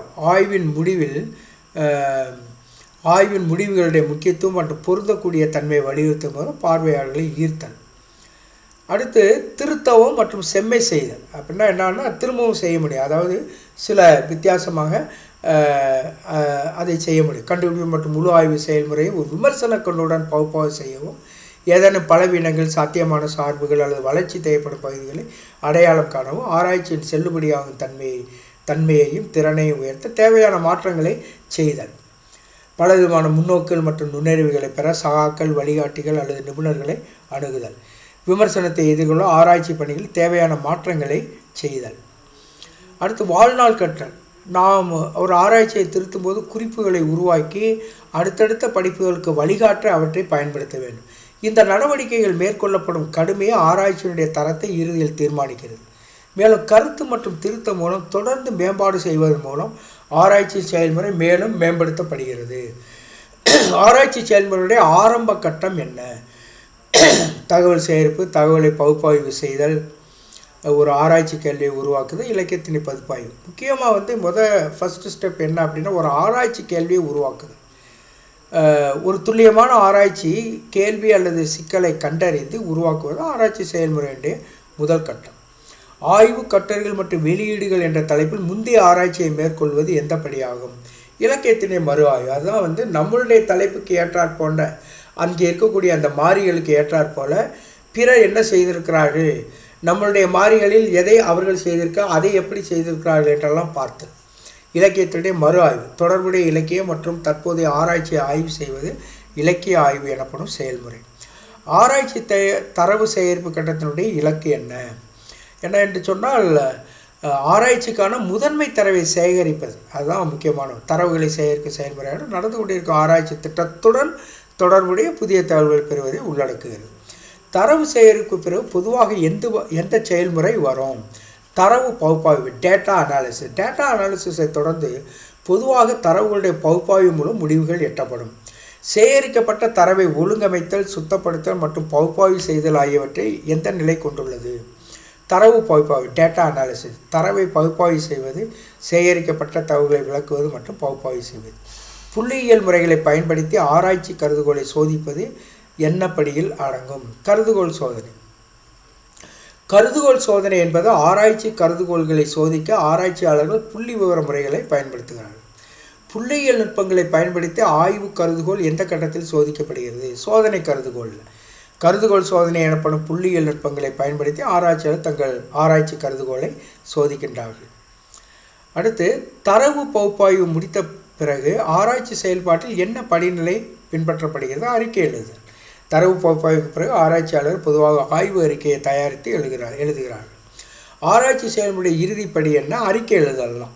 அறிக்கை எழுதுதல், ரைட்டிங் ஆஃப் த ரிப்போர்ட். ஆராய்ச்சி செயல்பாட்டில் இறுதிப்படியானது கண்டுபிடிப்புகளை ஒரு ஆய்வு அறிக்கை அல்லது தாளில் வழங்குவதை உள்ளடக்குகிறது. ஆராய்ச்சி செயல்பாட்டின் எந்த படியானது ஆராய்ச்சி கண்டுபிடிப்புகளை கல்வி மற்றும் பரந்த சமூகத்தில் பரப்புவதை உள்ளடக்கியது. அது அறிக்கை எழுதுதல். ஆராய்ச்சி அறிக்கை என்பது கல்வி மற்றும் பரந்த சமூகத்துடன் ஆராய்ச்சி கண்டுபிடிப்புகளை பகிர்ந்து கொள்வதற்கான ஒரு கருவி. அடுத்து, ஆய்வறிக்கை மற்றும் கட்டுரை எழுத அதனுடைய வடிவம் எப்படி இருக்கும்? பொதுவாக 12 புள்ளி ஏரியலில் எழுதுவாங்க, அல்லது இந்த 12 டைம்ஸ் ரோமன் அதில் எழுதுவாங்க. கல்வி ஆய்வறிக்கான டைம்ஸ் நியூ ரோமன் அதில் 12 ஃபாண்ட் சைஸ், அல்லது ஏரியல், இதில் ரெண்டுலேயும் எழுதுவது. ஒரு கல்வி ஆய்விக்கை அல்லது கட்டுரையில் ஆவணத்தில் பின்வரும் எது முதலில் வரணும்? நிச்சயமாக தலைப்பு பக்கம். தலைப்பு பக்கம் என்பது ஆய்வறிக்கை அல்லது கட்டுரையினுடைய முதல் பக்கம். இதில் தலைப்பு, ஆசிரியருடைய பெயர் மற்றும் நிறுவனம் போன்ற அத்தியாவசிய தகவல்கள் இதிலே உள்ளன. ஒரு கல்வி ஆய்வறிக்கை அல்லது கட்டுரையினுடைய முக்கிய உரைக்கு பரிந்துரைக்கப்பட்ட வரி இடைவெளி என்ன அப்படின்னா, அது நிச்சயமாக இரட்டை இடைவெளி. அந்த ஸ்பேஸ் ஒரு லைனுக்கும் இன்னொரு லைனுக்கும் அந்த 2 கேப்னா 2 இது விடுவோம். அது கேப், அது எப்படி சொல்லுவோம்? 2 ஸ்பேஸ்னா 2 வரி இடைவெளி என்று அது சொல்லுவோம். வரி இடைவெளி, லைன் கேப்னா லைன் ஸ்பேஸ். கல்வி ஆய்வறிக்கைகள் மற்றும் கட்டுரையில் உள்ள முக்கிய உரைக்கான தரநிலை இரட்டை இடைவெளி. இது உரையை மேலும் படிக்கக்கூடியதாக மாற்றுகிறது மற்றும் கருத்துக்கள் மற்றும் சிறு குறிப்புகளுக்கு இடமளிக்கிறது. பின்வரும் எந்த பிரிவு பொதுவாக முழு ஆய்வறிக்கை அல்லது கட்டுரையுடைய சுருக்கத்தை சுருக்கமான வடிவத்தில் உள்ளடக்கியது? சுருக்கம், அப்ஸ்ட்ராக்ட்னு சொல்லக்கூடிய ஒரு விஷயம். அதுதான் நாம் செய்யக்கூடிய எல்லா விதமான அந்த ஆராய்ச்சி செயல்பாடுகளை உள்ளடக்கிய ஒன்றாக சுருக்கமாக சொல்வதாக அமையும். ஒரு மாதிரி இட் கிவ்ஸ் டைரக்ஷன் அப்படின்ற மாதிரி இருக்கும். சுருக்கம், அப்ட்ராக்ட் ஆஃப், அதை சுருக்கி சொல்லுது. நாம் செய்யக்கூடிய எல்லாவற்றையும் சுருக்கி சொல்லுவது. என்னெல்லாம் செய்ய போகிறோம் என்பதை ரத்ன சுருக்கமாக சொல்வது தான் இந்த ஆப்ஸ்ட்ராக்ட் என்று சொல்லக்கூடிய சுருக்கம். சுருக்கமானது அதன் நோக்கங்கள், முறைகள், முடிவுகள் மற்றும் முடிவுகள் உட்பட முழு ஆய்வறிக்கை அல்லது கட்டுரையின் சுருக்கமான சுருக்கத்தை வழங்குகிறது. ஒரு கல்வி ஆய்வறிக்கை அல்லது கட்டுரையின் உள்ளடக்க அட்டவணையில் பக்க எண்களுடன் என்ன பட்டியலிடப்பட வேண்டும்? அது துணைப்பிரிவுகள். உள்ளடக்க அட்டவணையில் அந்தந்த பக்க எண்களுடன் துணை உட்பிரிவுகள் இருக்க வேண்டும். இதனால் வாசகர்கள் ஆவணத்தை எளிதாக வழி செலுத்த முடியும். ஒரு கல்வி ஆய்வறிக்கை அல்லது கட்டுரையில் உள்ள பக்கங்களில் இடது மற்றும் வலது பக்கங்களுக்கு விருப்பமான விளிம்பு அளவு என்ன? அது நார்மலாக ஒரு அங்குலம் இருக்கணும். அந்த ஒரு பக்கத்தினுடைய லெஃப்ட் அல்லது அந்த ரைட் சைடில் இருக்கக்கூடிய அந்த கேப் ஒரு அங்குலம். அது போதுமான இடைவெளி, இது ஒரு அங்குலமாக இருக்கும். சமூக அறிவியல் மற்றும் கல்வித்துறைகளுக்கான கல்வி எழுத்தில் பொதுவாக பயன்படுத்தும் மேற்கோள் நடை எது? ஏபிஏ. ஏபிஏ என்பது அமெரிக்கன் உலகியல் சங்கம், அமெரிக்கன் சைக்கலாஜிக்கல் அசோசியேஷன். சமூக அறிவியல் மற்றும் கல்வித்துறைகளில் ஆதாரங்களை மேற்கோள் காட்டுவதற்கும் குறிப்புகளை வடிவமைப்பதற்கும் பயன்படுத்தப்படுகிறது ஏபிஏ. ஆவணத்தில் மேற்கோள் காட்டப்பட்டுள்ள ஆதாரங்களின் விரிவான பட்டியலை வழங்க கல்வி ஆய்வறிக்கை அல்லது கட்டுரையின் வடிவில் என்ன சேர்க்கப்பட வேண்டும்? குறிப்புகள். பிப்ளியோகிராஃபின்னு சொல்கிறோமே, அந்த குறிப்புகள். ஆவணத்தின் முடிவில் உள்ள குறிப்புகள் பகுதி ஆய்வறிக்கை அல்லது கட்டுரையில் மேற்கோள் காட்டப்பட்ட அனைத்து ஆதாரங்களையும் பட்டியலிடுகிறது. இது முழுமையான மேற்கோள் தகவலை வழங்குகிறது. ஒரு கல்வி ஆய்வறிக்கை அல்லது கட்டுரையில் ஒப்புகைகள் பிரிவின் நோக்கம் என்ன? ஒப்புகைகள் அது எது அப்படின்னா, திட்டத்திற்கு பங்களித்த தனிநபர்கள் மற்றும் நிறுவனங்களுக்கு நன்றி சொல்லுது. அக்னாலேஜ்மெண்ட். அந்த பகுதி துவக்கத்தில் இருக்கும். முதல் பக்கங்களிலே இதெல்லாம் இருக்கும். திட்டத்திற்கு பங்களித்த தனிநபர் நிறுவனம் அக்னாலேஜ்மெண்ட் சொல்லக்கூடிய ஒப்புகை. பல்வேறு வழிகளில் ஆராய்ச்சிக்கு ஆதரவளித்த அல்லது பங்களித்த மக்களுக்கு நன்றி தெரிவிக்க வழி ஒப்புகைகள், அக்னாலேஜ்மெண்ட் பகுதி சேர்க்கப்பட்டுள்ளது. ஒரு கல்வி ஆய்வறிக்கை அல்லது கட்டுரையினுடைய அறிமுகம் பிரிவில் பின்வரும் கூறில் எது சேர்க்கப்பட வேண்டும்? ஆராய்ச்சி நோக்கங்களுடைய சுருக்கமான கண்ணோட்டம் சேர்க்கப்பட வேண்டும். ஒரு கல்வி ஆய்வறிக்கை அல்லது கட்டுரையுடைய அறிமுகம் ஆராய்ச்சி நோக்கங்களுடைய சுருக்கமான கண்ணோட்டம் இருக்க வேண்டும். அறிமுகம் பகுதியானது, அதாவது இந்த ஃபஸ்ட் சாப்டரில் எழுதக்கூடிய அந்த பகுதியில் அதில் இதெல்லாம் இருக்கணும். அறிமுக பகுதி என்று அதை சொல்லுகிறோம். ஆராய்ச்சி நோக்கங்கள், தீர்க்கப்படும் பிரச்சனை, ஆய்வுடைய முக்கியத்துவம், இது எல்லாமே அதில் சாப்டர் 1 இடம்பெறும். ஆய்வறிக்கை மற்றும் கட்டுரை எழுதல். குறிப்பினுடைய முக்கியத்துவம். கல்வி எழுத்தில் குறிப்பு பல முக்கிய நோக்கங்களுக்கு உதவுகிறது. ஆதாரங்களுடைய ஒப்புகை. கட்டுரைகளுடைய வாதத்தை ஆதரிப்பதற்காக பயன்படுத்தப்பட்ட கருத்துக்கள் மற்றும் கண்டுபிடிப்புகள், மற்ற அறிஞர்கள் மற்றும் ஆராய்ச்சியுடைய பங்களிப்புகளை மேற்கோள் அங்கீகரிக்கிறது. கிரெடிட். யாரை நாம் பாராட்ட வேண்டுமோ அதை செய்வதற்கான ஒரு வழி இது. கருத்து திருட்டை தவிர்த்தல். பிளேஜரிசம் என்று சொல்லக்கூடிய கருத்து திருட்டை தவிர்த்தல். முறையான குறிப்புகள் கருத்து திருட்டை தடுக்க உதவுகிறது. வேறொருடைய படைப்புகள், யோசனைகள் அல்லது அறிவுசார் சொத்துக்களை அதாவது எந்த விதமான கிரெடிட், அவர்களுக்குரிய அந்த நன்றியை வழங்காமல், அங்கீகரிக்கப்படாமல் பயன்படுத்துவது தான் இந்த கருத்து திருட்டு. திருட்டு என்பது கல்வித்துறை ஒரு தீவிரமான நெறிமுறை மீறல். இப்பொழுது அதை சீரியஸாக பார்க்கிறார்கள் ஆராய்ச்சியிலே. அவ்வளோ எளிதாக இப்பொழுதெல்லாம் பிறருடைய கருத்தை திருடி ஆராய்ச்சி செய்ய முடியாத அளவிற்கு இந்த பிளேஜரிசத்தை கண்டுபிடிக்கக்கூடிய சயின்டிஃபிக் டூல்ஸ் எல்லாம் வந்திருக்கின்றன. உரிமை கோரல்களுடைய சரிபார்ப்பு. கல்வி பணிகளில் முன்வைக்கப்படும் உரிமை கோரல்கள் மற்றும் வாதங்களுக்கு ஆதாரம் மற்றும் சரிபார்ப்பு அதன் நம்பகத்தன்மையை மேம்படுத்துகிறது. மேலும் வாசிக்க, ஆய்வு மற்றும் வழங்கப்பட்ட தகவலை சரிபார்ப்பதற்காக படைப்பில் குறிப்பிடப்பட்டுள்ள ஆதாரங்களை வாசகர் அணுகலாம். குறிப்புகளோட வகைகள். உரை மேற்கோள்கள் என்று பார்க்கிறோம். 2 வகை உரை மேற்கோள்கள், குறிப்பு பட்டியல். உரை மேற்கோள்கள் என்பது குறிப்பு பட்டியலில் உள்ள முழுமையான குறிப்பை சுட்டிக்காட்டும் உரையின் உடலில் உள்ள சுருக்கமான குறிப்பு. மேற்கோள் காட்டப்பட்ட மூலத்தினுடைய ஆசிரியர், வெளியீட்டு ஆண்டு மற்றும் குறிப்பிட்ட பக்க எண்கள் பற்றிய தகவல்களை இந்த மேற்கோள்கள் வழங்குவது தான் உரை மேற்கோள்கள். குறிப்பு பட்டியல் என்பது நூலியல். அதாவது குறிப்பு பட்டியல் நூலியல் அல்லது மேற்கோள் காட்டப்பட்ட படைப்புகள், புக்ஸு, ஜேர்னல்ஸு, இதெல்லாம் அதில் வரும்.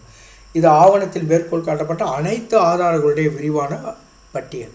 அசல் படைப்பை வாசகர்கள் மீட்டெடுப்பை எளிதாக்குவதற்கு ஒவ்வொரு மூலத்தையும் பற்றிய விரிவான தகவல்கள் இதிலே அடங்கும். குறிப்பு நடைகள் என்று பார்க்கின்ற பொழுது இது ரொம்ப முக்கியமானது. இப்போ சமீபத்தில் கூட கேட்டிருக்கிறார்கள், இந்த 2025 இப்பொழுது நடந்த இந்த தேர்வில் இதை கேட்டிருக்கிறார்கள். அமெரிக்க உலகியல் சங்கம் ஏபிஏ முறை, ஏபிஏ மெத்தட். ஏபிஏ பாணி என்பது சமூக அறிவியலில் பரவலாக பயன்படுத்தப்படுகிறது. உரையில் உள்ள மேற்கோள்களுக்கான ஆசிரியர் தேதி வடிவமைப்பை வலியுறுத்துகிறது. ரொம்ப முக்கியமானது. உரையுள்ள மேற்கோளுக்கான ஆசிரியர் தேதி வடிவமைப்பை வலியுறுத்துவது. குறிப்பு பட்டியலை வடிவமைப்பதற்கான குறிப்பிட்ட வழிகாட்டுதல்களை வழங்குகிறது. நவீன மொழி சங்கம் எம்எல்ஏ பாணி என்று சொல்வாங்க. நவீன மொழி சங்கம் modern language association, modern language association சொல்வது நவீன மொழி சங்கம். இது எம்எல்ஏ பாணி என்று சொல்வாங்க. எம்எல்ஏ பாணி பொதுவாக மனிதநேய பாடங்கள், அதாவது சோஷியலாஜிக்கல், அது சோஷியல் ஒர்க் போன்ற மனிதநேய பாடத்தில் இது பயன்படுத்தப்படுகிறது. உரையில் உள்ள மேற்கோள்களுக்கான ஆசிரியர் தேதி வடிவமைப்பையும் பயன்படுத்துகிறது மற்றும் குறிப்பு பட்டியலுடைய வடிவமைப்பிற்கான வழிகாட்டுதல்களை பரிந்துரைக்கிறது. அடுத்து சிகாகோ மேனுவல் ஆஃப் ஸ்டைல் என்று சொல்வாங்க. Chicago manual. சிகாகோ பாணி என்பது 2 மேற்கோள் பாணிகளை வழங்குகிறது. குறிப்புகள் மற்றும் நூலியல் அமைப்பு. இது குறிப்பாக மனிதநேய பாடங்களிலே பயன்படுத்தப்படுகிறது மற்றும் ஆசிரியர் தேதி அமைப்பு சமூக அறிவியல் மற்றும் இயற்கை அறிவியல் பயன்படுத்தப்படுகிறது. அது 2 விஷயம். 2 மேற்கோள் பாணிகள். இந்த குறிப்புகள் பாணி மனித நேயத்தில் பயன்படுத்தப்படுவது மற்றும் ஆசிரியர் தேதி அமைப்பு சமூக அறிவியல் மற்றும் இயற்கை அறிவியல் பயன்படுத்தப்படுகிறது. இது உரையில் மேற்கோள்கள் மற்றும் குறிப்பு பட்டியல் இரண்டிற்கும் விரிவான விதிகளை வழங்குகிறது. அடுத்து ஹார்வர்ட் ரெஃபரன்சிங் ஸ்டைல்ன்ட்டு ஒரு ஸ்டைல் இருக்குது. ஹார்வர்ட் பாணியானது உரையில் உள்ள மேற்கோள்களுக்கு ஆசிரியர் தேதி வடிவமைப்பை பயன்படுத்துகிறது மற்றும் குறிப்பு பட்டியலை ஒழுங்கமைப்பதற்கான வழிகாட்டுதல்களை வழங்குகிறது. பயனுள்ள குறிப்புக்கான சிறந்த நடைமுறைகள் என்ன? சிறந்த நடைமுறைகளை கடைபிடிப்பது இந்த கல்வி எழுத்து, அதாவது இந்த அகடமிக் ரைட்டின்னு சொல்லக்கூடிய இந்த கல்வி எழுத்தில் துல்லியமான மற்றும் பயனுள்ள குறிப்புகளை உறுதி செய்கிறது. விருப்பமான பாணியுடன் நாம் பழக்கப்படுத்திக் கொள்ள வேண்டும். எழுத தொடங்கும் நமது நிறுவனம், வெளியீட்டாளர் அல்லது பேராசிரியருக்கு தேவைப்படும் குறிப்பிட்ட குறிப்பு பாணியை பற்றி நன்கு தெரிந்து வைத்துக் கொள்ள வேண்டும். நிலைத்தன்மையை பராமரிக்க வேண்டும். குறிப்பதில் நிலைத்தன்மை முக்கியமானது. ஆவணம் முழுவதும் நாம் எந்த குறிப்பு பாணியை தேர்ந்தெடுக்கிறோமோ அதை பின்பற்ற வேண்டும். அடுத்து ஆதார தகவல் பதிவு. ஆசிரியர்கள், வெளியீட்டு தேதி, தலைப்பு, வெளியீட்டு ஆதாரம் மற்றும் பக்க எண்கள் உட்பட நீங்கள் அதை அணுகும் நேரத்தில் ஒரு மூலத்தை பற்றிய தேவையான அனைத்து தகவல்களையும் பதிவு செய்தல். இது குறிப்பை எளிதாகவும் பின்னர் துல்லியமாகவும் ஆக்குகிறது. அது குறிப்பு மேலாண்மை மென்பொருளை பயன்படுத்தலாம். அதற்கென்று சில மேலாண்மை மென்பொருள் இருக்கின்றன, அதை பயன்படுத்தலாம். என்நோட், ஜொடேரோ, மென்டலி போன்ற மேலாண்மை குறிப்பு மேலாண்மை மென்பொருளை மேனேஜிங் திஸ் நோட்ஸ் குறிப்பு மேலாண்மை மென்பொருளை நாம் பயன்படுத்தலாம். என்நோட், ஜொடேரோ, மென்டலி போன்ற தேர்ந்தெடுக்கப்பட்ட பாணிப்படி நமது குறிப்புகளை ஒழுங்கமைக்கவும் தானாக வடிவமைப்பதற்கு இந்த என்நோட், ஜொடேரோ, மென்டலி போன்றவை பயன்படும். அடுத்து மேற்கோள்களை இருமுறை சரிபார்க்கவும். ஏனென்றால் சின்ன வித்தியாசம் கூட ஏற்பட்டு விடலாம், தவறுகள் ஏற்பட்டு விட முடியும். உங்கள் ஆவணத்தை இறுதி செய்வதற்கு முன் தேர்ந்தெடுக்கப்பட்ட மேற்கோள் பாணியினுடைய துல்லியம், முழுமை மற்றும் பின்பற்றுவதை உறுதிப்படுத்த உங்கள் உரை மேற்கோள் மற்றும் குறிப்பு பட்டியலை மதிப்பாய்வு செய்ய வேண்டும். பிறரிடம் கொடுத்து கூட, நன்கு தெரிந்தவர்களிடம் கொடுத்து கூட அதை நாம் திருத்திக் கொள்ள வேண்டும். அடுத்து திருத்துவது. மீள் திருத்தம் மற்றும் திருத்தும் செயல்பாட்டின் போது உங்கள் குறிப்பில் கவனமாக நீங்கள் இருக்க வேண்டும். அனைத்து உரை மேற்கோள்களும் குறிப்பு பட்டியலில் தொடர்புடைய உள்ளீடுகள் இருக்கிறதா என்பதை சரிபார்க்க வேண்டும். அடுத்து வழிகாட்டுதல் கண்டிப்பாக வேண்டும். ஏன்னா ஒரு கைடு இல்லாமல் நாம் ஆராய்ச்சி செய்ய முடியாது.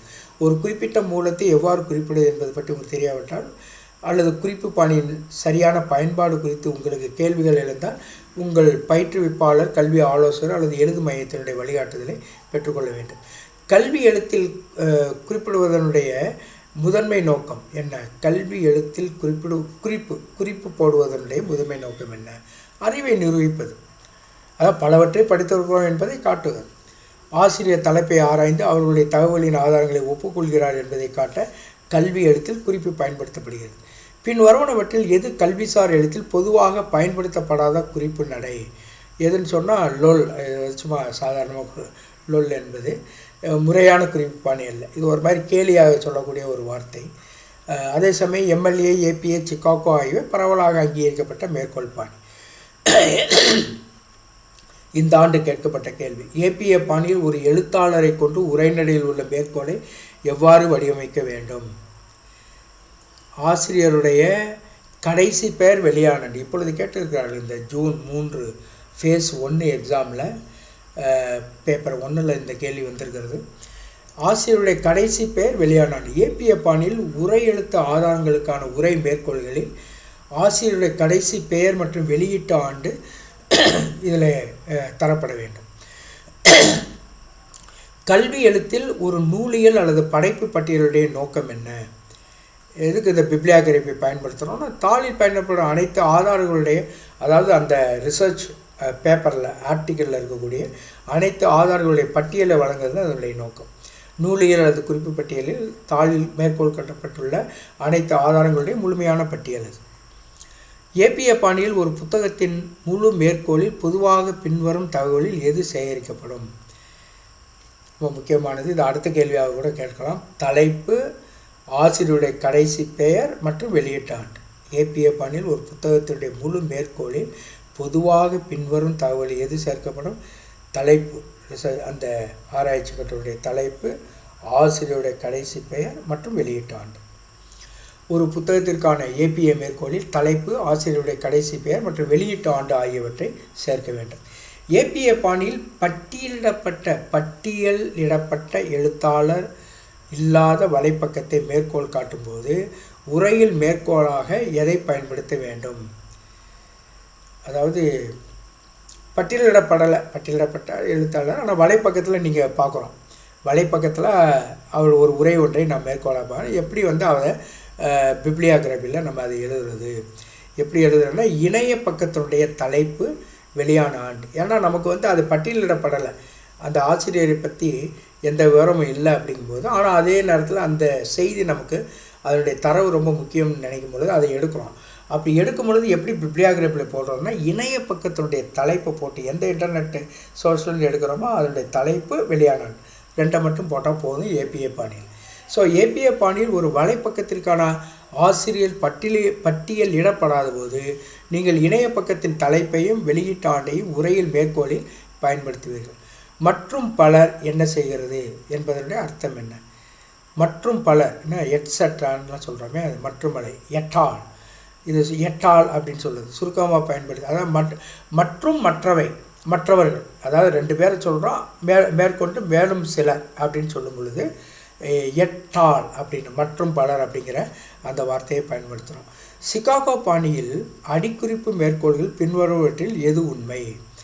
எது உண்மைனா, ஆதாரத்தின் முதல் மேற்கோளுக்கு அடிக்குறிப்பு மேற்கோள்கள் பயன்படுத்தணும், ஆதாரத்துடைய முதல் மேற்கோள். மேலும் வரக்கூடிய அந்த மேற்கோள்களுக்கு சுருக்கப்பட்ட வடிவங்கள், இந்த இதெல்லாம் கமாவெல்லாம் போடுவாங்க, ரெட்டை கமா 2 அந்த செமிகோலன், இந்த மாதிரி விஷயங்களை போடுறது. சிகாகோ பாணியில் ஒரு மூலத்தின் முதல் மேற்கோள் முழுமையாக இருக்கிறது. மேலும் அடுத்தடுத்த மேற்கோள்கள் அடிக்குறிப்புகளில் சுருக்கப்பட்ட வடிவங்களை பயன்படுத்துகின்றன. அது என்ன என்று நாம் பார்க்க வேண்டும். சிறு குறிப்பு நூல் பட்டியலுடைய நோக்கம் என்ன? சிறு குறிப்பு நூல் ஒவ்வொரு ஆதாரத்துடைய சுருக்கமான சுருக்கத்தையும் மதிப்பீட்டையும் வழங்குது. ஒரு சிறு குறிப்பு நூலியல் மேற்கோள் தகவலுடன் கூடுதலாக ஒவ்வொரு மூலத்தினுடைய சுருக்கமான சுருக்கம் மற்றும் மதிப்பீடு ஆகியவற்றை அது உள்ளடக்கியது. கருத்து திருட்டை எவ்வாறு தவிர்க்கலாம்? ஆதாரங்களை சரியாக மேற்கோள் காட்டுவது கருத்து திருட்டை தவிர்ப்பதற்கு ஒரு இன்றியமையாத படி. ஆராய்ச்சியில் ஐசிடி பயன்பாடு என்பதை நாம் பார்ப்பது தான் கடைசி என்று நினைக்கிறேன். இது எதற்கு பயன்படுது? அறிவு கையகப்படுத்தல் மற்றும் விநியோகத்தை மாற்றுதல். அதாவது ஏற்கனவே நாம் பழைய முறையில் சாக் அண்ட்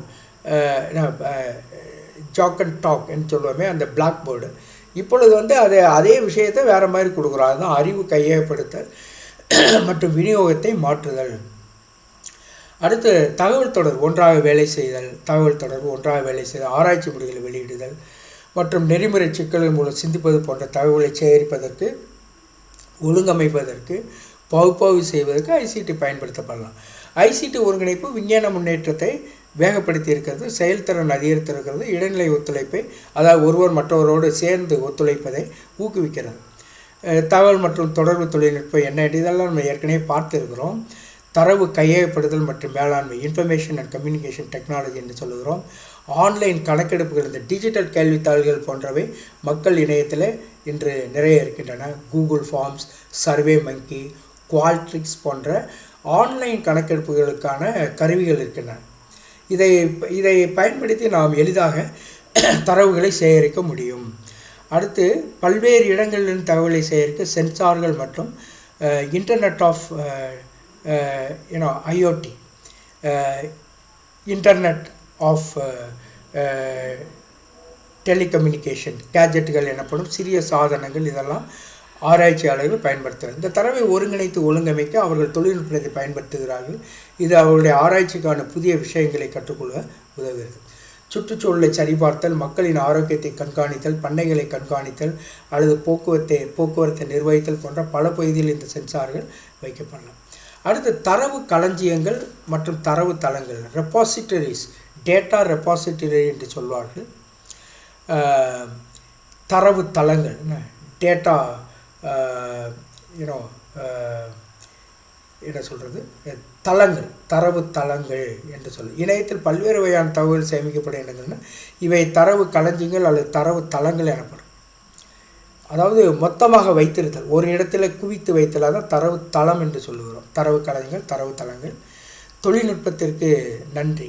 நிச்சயமாக இவற்றில் பல இப்போது ஒழுங்கமைக்கப்பட்டு ஒழுங்கமைக்கப்படாத தகவல்களை வைத்திருக்கின்றன.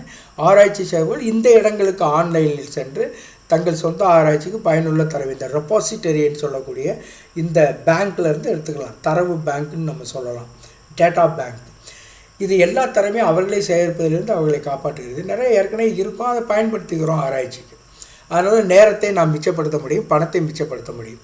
இந்த தரவு களஞ்சியோட சில எடுத்துக்காட்டுகள் பப்மெட் அப்படின்னு ஒன்று இருக்குது, ஆர்க்சிவ் அப்படின்னு சொல்லக்கூடிய இது இருக்குது. அரசாங்கங்களால் நடத்தப்படும் தரவுத்தளங்கள். இதெல்லாம் கேட்குறாங்க, கேள்வியிலே வருகின்றன. தயவுசெய்து படித்து கொள்ளவும், உதாசீனப்படுத்த வேண்டாம். புதிதாக கேள்விகள் எல்லாம் இப்பொழுது கேட்கிறார்கள். ஆனால் எதையுமே நாம் விட்டு விட முடியாது. இங்கு மட்டுமல்ல, எங்கு கிடைத்தாலும் நீங்கள் இது போன்ற வார்த்தைகளை எல்லாம் சரியாக உணர்ந்து கொள்ள வேண்டும்.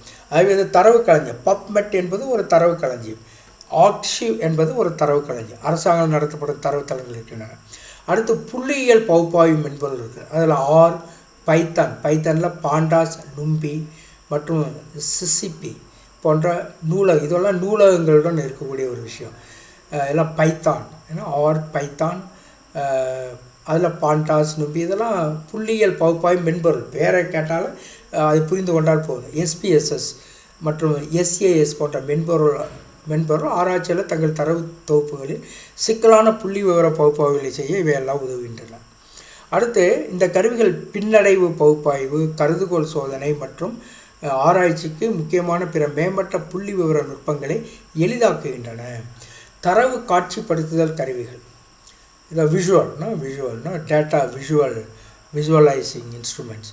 ஆராய்ச்சி கண்டுபிடிப்புகளை தெளிவாகவும் புரிந்து கொள்ளக்கூடிய தெரிவிக்க தரவுகளின் பயனுள்ள காட்சிப்படுத்துதல் அவசியம். அது காட்சிப்படுத்தல்னால் எவ்வாறு மற்றவர்கள் பார்க்கக்கூடிய விதத்தில் நாம் செய்வது என்பது. அதுக்கு டேப்ல, பவர் பிஐ, D3JS மற்றும் ggplot2 போன்ற ஐசிடி கருவிகள் ஆராய்ச்சியாளர்களை ஊடாடும் மற்றும் பார்வைக்கு ஈர்க்கும் விளக்கப்படங்கள், வரைபடங்கள் மற்றும் இன்ஃபோகிராபிக்ஸ் ஆகியவற்றை உருவாக்க அனுமதிக்கிறார். இந்த வார்த்தைகள்லாம் தெரிந்து கொள்வோம்.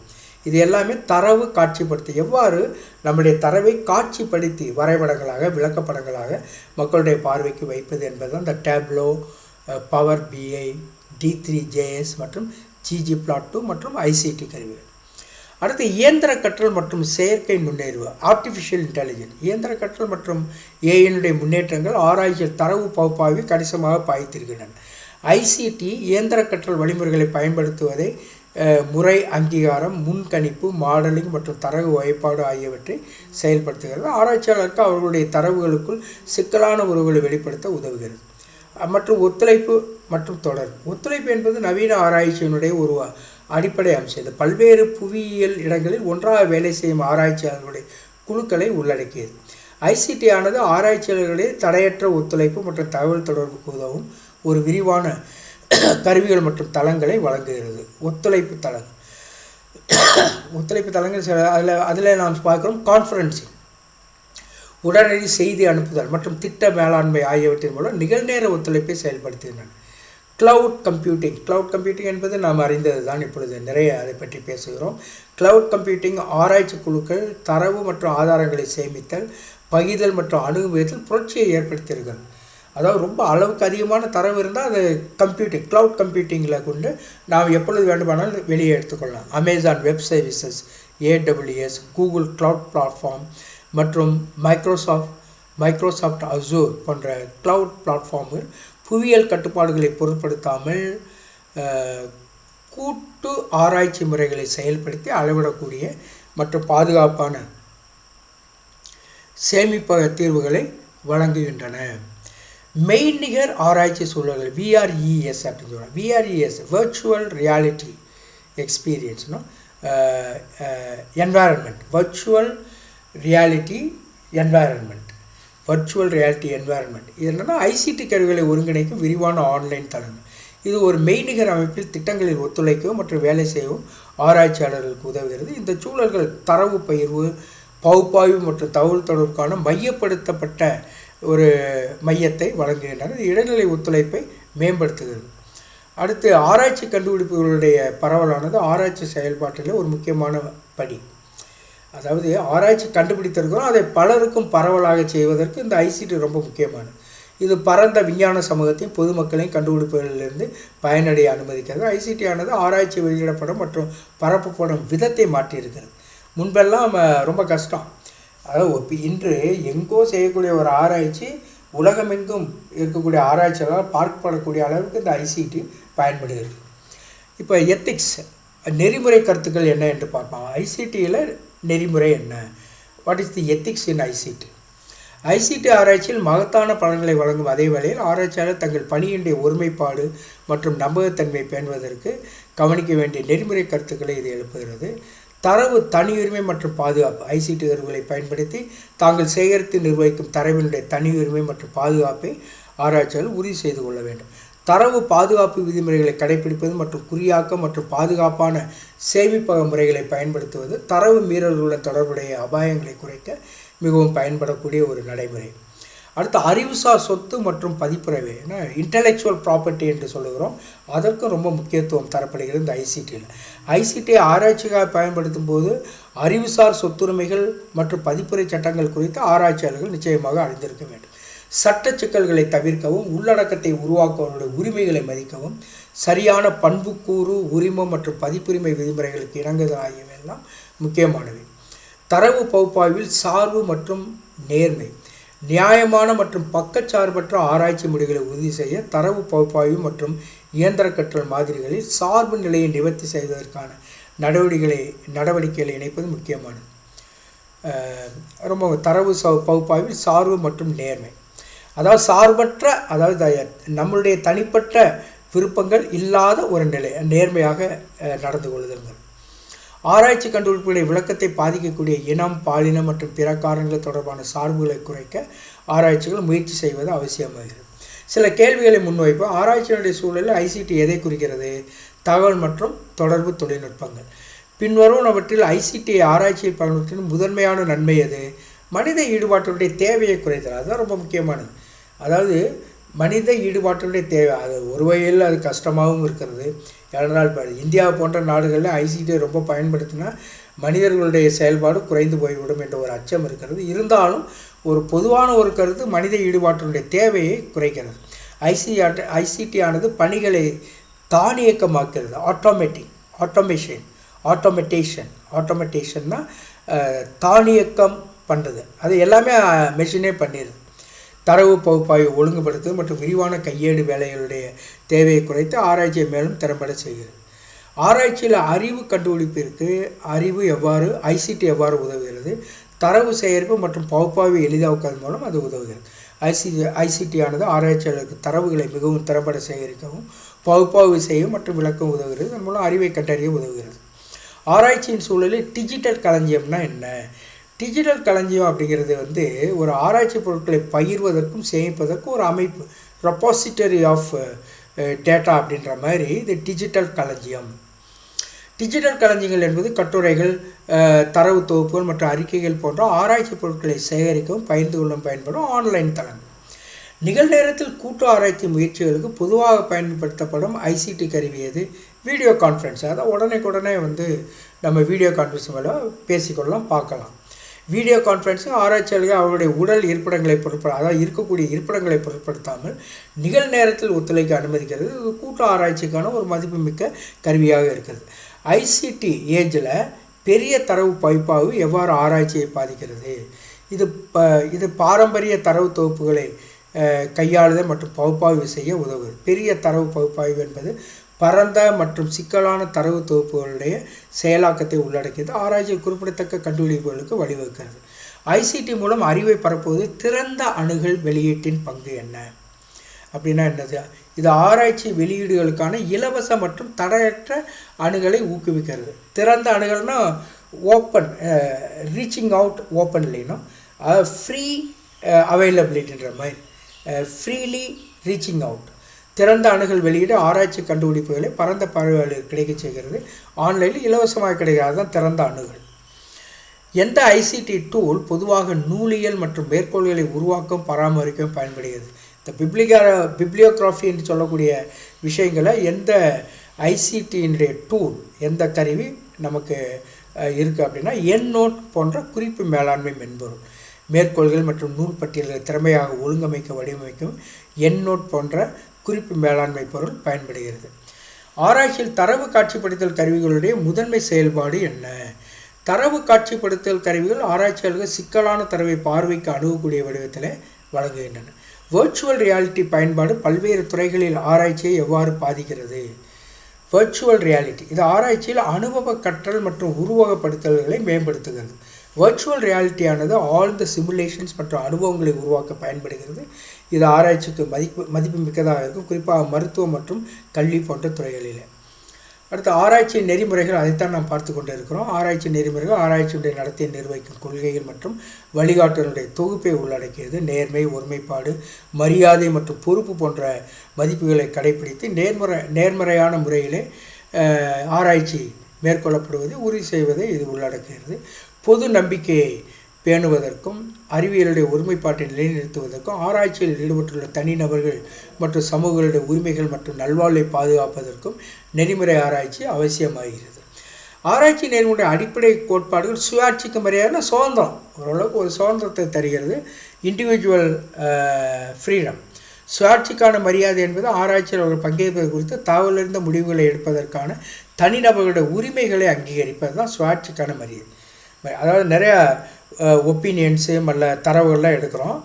அந்த தனிநபருடைய உரிமையை அங்கீகரிப்பது ரொம்ப முக்கியம். தகவலறிந்த ஒப்புதல் என்பது ஒரு அடிப்படை அம்சம். அதாவது நம்மளே சொல்கிறது, இந்த டேட்டாவை இதுக்காக மட்டும்தான் பயன்படுத்துவோம் அப்படின்னு சொல்கிறது தான் இந்த தகவல் அறிந்த ஒப்புதல் அப்படிங்கிற இன்ஃபார்ம்டு கன்சன்ட் அப்படின்னு ஆங்கிலத்தில் சொல்கிறது. இன்ஃபார்ம்டு கன்சன்ட் அப்படின்னா நாம் யாரிடம் ஆராய்ச்சி செய்ய விரும்புகிறோம் அவரிடத்துல ஒரு ஒப்பந்தத்தை செய்து கொள்வது. நான் எந்த காரணத்தை கொண்டு உங்களுடைய தரவை நான் பிறருக்கு பயன்படுத்த மாட்டேன், இந்த ஆராய்ச்சிக்காக மட்டும்தான் பயன்படுத்துவேன் என்று நாம் ஒரு அங்கீகார கடிதம் கூட கொடுப்பது ஒரு தகவல் அறிந்த ஒப்புதல் என்பது அதுதான். ஆகவே தகவல் அறிந்த ஒப்புதல் என்பது ஒரு அடிப்படை அம்சம். பங்கேற்பாளர்கள் ஆராய்ச்சி நோக்கம், சாத்தியமான அபாயங்கள் மற்றும் நன்மைகள் மற்றும் எந்த நிலையிலும் திரும்ப பெறுவதற்கான அவர்களுடைய உரிமையை முழுமையாக புரிந்து கொள்வதை இது உறுதி செய்கிறது. நன்மை மற்றும் தீங்கற்ற தன்மை இருக்கிறது. நன்மை என்பது தனிநபர்கள் மற்றும் சமுதாயத்திற்கான நன்மைகளை அறியப்படுத்துகிறது, அதே நேரத்தில் சாத்தியமான தீங்கை குறைக்கிறது. ஆராய்ச்சி நேர்மறையான தாக்கத்தை ஏற்படுத்துவது, தேவையற்ற தீங்கு விளைவிப்பதில் என்பதை உறுதிப்படுத்த ஆராய்ச்சியாளர்கள் அபாயங்கள் மற்றும் நன்மைகளை கவனமாக எடைபட வேண்டும். ஆகவே நீதி வேண்டும், இதெல்லாம் ரொம்ப முக்கியம். ரகசியத்தன்மை, தனியுரிமை காக்கப்பட வேண்டும். அறிக்கையிடல் வெளியிடுவதில்லை, பொய் இருக்கக்கூடாது, நேர்மையாக இருக்க வேண்டும். நம் இஷ்டத்திற்கு ஏதாவது கருத்துக்களை திணிக்கக்கூடாது. அடுத்து தரவு மேலாண்மை மற்றும் உரிமை. தரவு உரிமை, அணுகல் மற்றும் பகிர்வு தொடர்பான தெளிவான வழிகாட்டுதல் நிறுவப்பட வேண்டும். ஆராய்ச்சியாளர்கள் தரவை பொறுப்புடன் கையாள வேண்டும். அது பாதுகாப்பாகவும் அங்கீகரிக்கப்பட்ட நபர்களுக்கு மட்டுமே அணுகக்கூடியதாகவும் இருக்கும். அடுத்து ஆர்வ மோதல், இன்ட்ரெஸ்ட் மோதல்னு சொல்கிறோம். அதாவது கான்ஃப்ளிக்ட் ஆஃப் இன்ட்ரெஸ்ட் அப்படின்னு சொல்கிறது. அது வட்டி கிடையாது, வட்டிங்கிறது மொழியாக்கத்தில் எப்படி இருக்கிறது. கான்ஃப்ளிக்ட் ஆஃப் இன்ட்ரெஸ்ட், ஆராய்ச்சியாளர்கள் ஆராய்ச்சிக்கு பக்கச்சார்பானதாக இருக்கும் எந்த ஒரு நிதி அல்லது நிதி அல்லாத வட்டி மோதல்களை வெளிப்படுத்த வேண்டும். பொது நம்பிக்கை மற்றும் ஆராய்ச்சி நேர்மை பேணுவதில் வெளிப்படைத்தன்மை அவசியம். ஒழுங்குமுறை கட்டமைப்புகள் மற்றும் வழிகாட்டுதல். ஹெல்சின்ஸ்கியின் பிரகடனம். ஹெல்சின்ஸ்கியின் பிரகடனம் மனித பாடங்களை உள்ளடக்கிய, அதாவது இந்த சாம்பிள்னா மனித பாடங்களை உள்ளடக்கிய, அதாவது ஹியூமானிட்டிஸ் பாடங்களை உள்ளடக்கிய மருத்துவ ஆராய்ச்சிக்கான நெறிமுறை கொள்கைகளை வழங்குகிறது. இது தகவலறிந்த ஒப்புதல், தனிநபர்களுக்கான மரியாதை மற்றும் தீங்கை குறைத்து நன்மைகளை, இதெல்லாம் ரொம்ப முக்கியம். இதெல்லாம் இப்பொழுது கேட்கிறார்கள். ஹெல்சின்ஸ்கியுடைய பிரகடனம் எதில் இருக்குன்னா இந்த எத்திக்ஸில் வருது. எத்திக்ஸில் என்ன அப்படின்னா மருத்துவ ஆராய்ச்சிக்கான நெறிமுறை கொள்கைகளை வகுப்பது தான் இந்த ஹெல்சின்ஸ்கியினுடைய பிரகடனம். ஹெல்சின்ஸ்கி அதே போல் பெல்மாண்ட் அறிக்கை என்று இன்னொன்று இருக்கிறது. இந்த பெல்மாண்ட் அறிக்கை மனித பாடங்களை உள்ளடக்கிய ஆராய்ச்சிக்கான நெறிமுறை கோட்பாடுகள் மற்றும் வழிகாட்டுதலை கோடிட்டு காட்டுகிறது. இது நபர்களுக்கான மரியாதை, நன்மை மற்றும் நீதி ஆகியவற்றை அடிப்படை நெறிமுறை கொள்கைகளாக வழிகொடுது. பெல்மாண்ட் அறிக்கை. நிறுவன மறு ஆய்வு வாரியங்கள் என்று இருக்கின்றன. ஐஆர்பிஸ் மனித பாடங்களை உள்ளடக்கிய ஆராய்ச்சியை மதிப்பாய்வு செய்து அங்கீகரிப்பது. இந்த ஐஆர்பிஸ்கள் முக்கிய பங்கு வகிக்கின்றன. ஆராய்ச்சி தொடரும் முன் நெறிமுறை தரநிலைகள் மற்றும் ஒழுங்குமுறை தேவைகளை பூர்த்தி செய்வதை அவர்கள் உறுதி செய்கிறார்கள். ஆராய்ச்சி நெறிமுறைகள் வளர்ந்து வரும் சவால்கள். 4.1 பெரிய தரவு மற்றும் தனியுரிமை கவலைகள். இதில் வரக்கூடியது பெரிய தரவு மற்றும் தனியுரிமை கவலைகள். பெரிய தரவுகளுடைய அதிகரிப்பு தனியுரிமை மற்றும் ஒப்புதல் தொடர்பான சவால்களை முன்வைக்கிறது. பெரிய தரவாக இருக்கிறதுனால சில சமயங்களில் ஈஸியாக எடுத்துக்கிறோம் அப்படின்ற மாதிரி ஒப்புதல் இல்லாமல் பயன்படுத்துகிறோம்.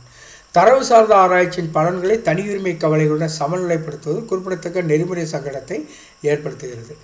ஆராய்ச்சியினுடைய இரட்டை பயன்பாடு மற்றும் தவறான பயன்பாடு. உயிரியல் ஆயுதங்கள் போன்ற தீங்கு விளைவிக்கும் நோக்கங்களுக்காக, நன்மை பயக்கும் நோக்கங்களுக்காக மேற்கொள்ளப்படும் ஆராய்ச்சி தவறாக பயன்படுத்தப்படலாம். நெறிமுறை பரிசீலனைகள் இப்போது ஆராய்ச்சியுடைய இரட்டை பயன்பாடு மேற்கொள்வது நீடிக்கப்படுகின்றன. சில சமயங்கள் அது உண்டு. இரட்டை பயன்பாடு, அணு ஆயுதம் நல்லதா கெட்டதா, இரட்டை பயன்பாடு இருக்குது. அதுக்கு ஆராய்ச்சி செய்து சிலவற்றை கண்டுபிடிக்கிறோம். அந்த ஆராய்ச்சி இரட்டை பயன்பாடு கொண்டதாக இருக்கலாம், தவறான பயன்பாடாகவும் அது இருக்கலாம்.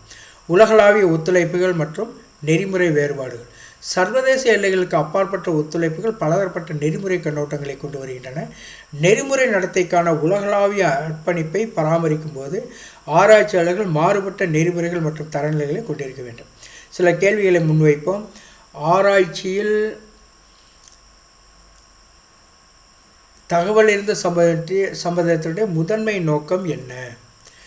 என்னன்னா பங்கேற்பாளருடைய அனுமதி பெற. பங்கேற்பாளர் தானாக முன்வந்து ஆராய்ச்சியில் பங்கேற்க ஒப்புக்கொள்கிறார்கள். ஆய்வினுடைய நோக்கம் சாத்தியமான அபாயங்கள் மற்றும் நன்மைகளை புரிந்து கொள்வதை தகவல் அறிந்த ஒப்புதல் உறுதி செய்கிறது. பங்கேற்பாளர்களுக்கு தீங்கு விளைப்பதை ஆராய்ச்சிகளை தவிர்க்க வேண்டும் என்பதை எந்த நெறிமுறை கொள்கையை வலியுறுத்துகிறது? நன்மை கொள்கை, அதாவது பெனவலன்ஸ்ன்னு சொல்லக்கூடிய ஆங்கிலத்தில் சொல்கிறோம். ஒரு ஆராய்ச்சி என்று சொன்னாலே அது it should be benevolent to all.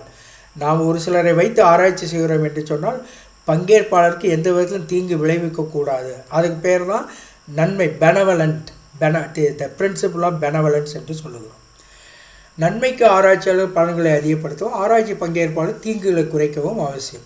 விளக்கம் அளிப்பதனுடைய நோக்கம் என்ன? மனித பாடங்களை உள்ளடக்கியது ஆராய்ச்சியில். இன்டர்பிரட்டேஷன்லாம் சொல்கிறோமே அது. ஆய்வின் உண்மையான நோக்கத்தை பங்கேற்பாளர்கள் தெரிவிப்பது தான் அந்த நோக்கம். விளக்கம் அளித்தல், இன்டர்பிரட்டேஷன். ஆய்வின் நோக்கங்களை பங்கேற்பாளர் தெரிவிக்க, குறிப்பாக ஏமாற்றுதல் சம்மந்தப்பட்டிருக்கும்போது விளக்கம் அளித்தல் அவசியம். இதை நான் எத்திக்ஸை பற்றி பேசுகிறோம். விளக்கம் அளித்தல் என்றது ஒரு இன்ஃபார்ம்டு கன்சென்ட்.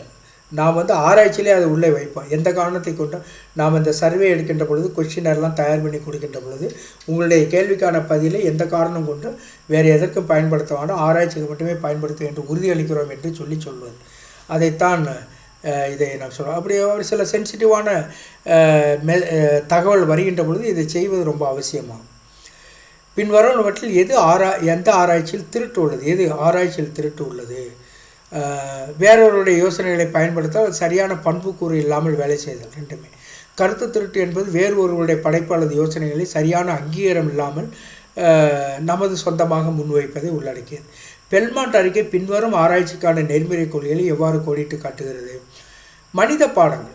பெல்மாண்ட் அறிக்கை மனித பாடங்களை உள்ளடக்கிய ஆராய்ச்சிக்கான நெறிமுறை வழிகாட்டுதல்களை, அதாவது மனித பாடம்னா சாம்பிளிங்கே மனிதர்களாக இருப்பாங்க. உதாரணமாக மெடிக்கல்ல எல்லாம் பார்க்குறோம், இந்த மருந்து சில பேருக்கு கொடுத்தா நல்லதா இந்த மருந்து அப்படின்னா, சில பேருக்கு கொடுக்கறது சில பேருக்கு கொடுக்காம, ஆனால் சில பேர் கொடுக்கின்ற பொழுது தீங்கும் விளையலாம்.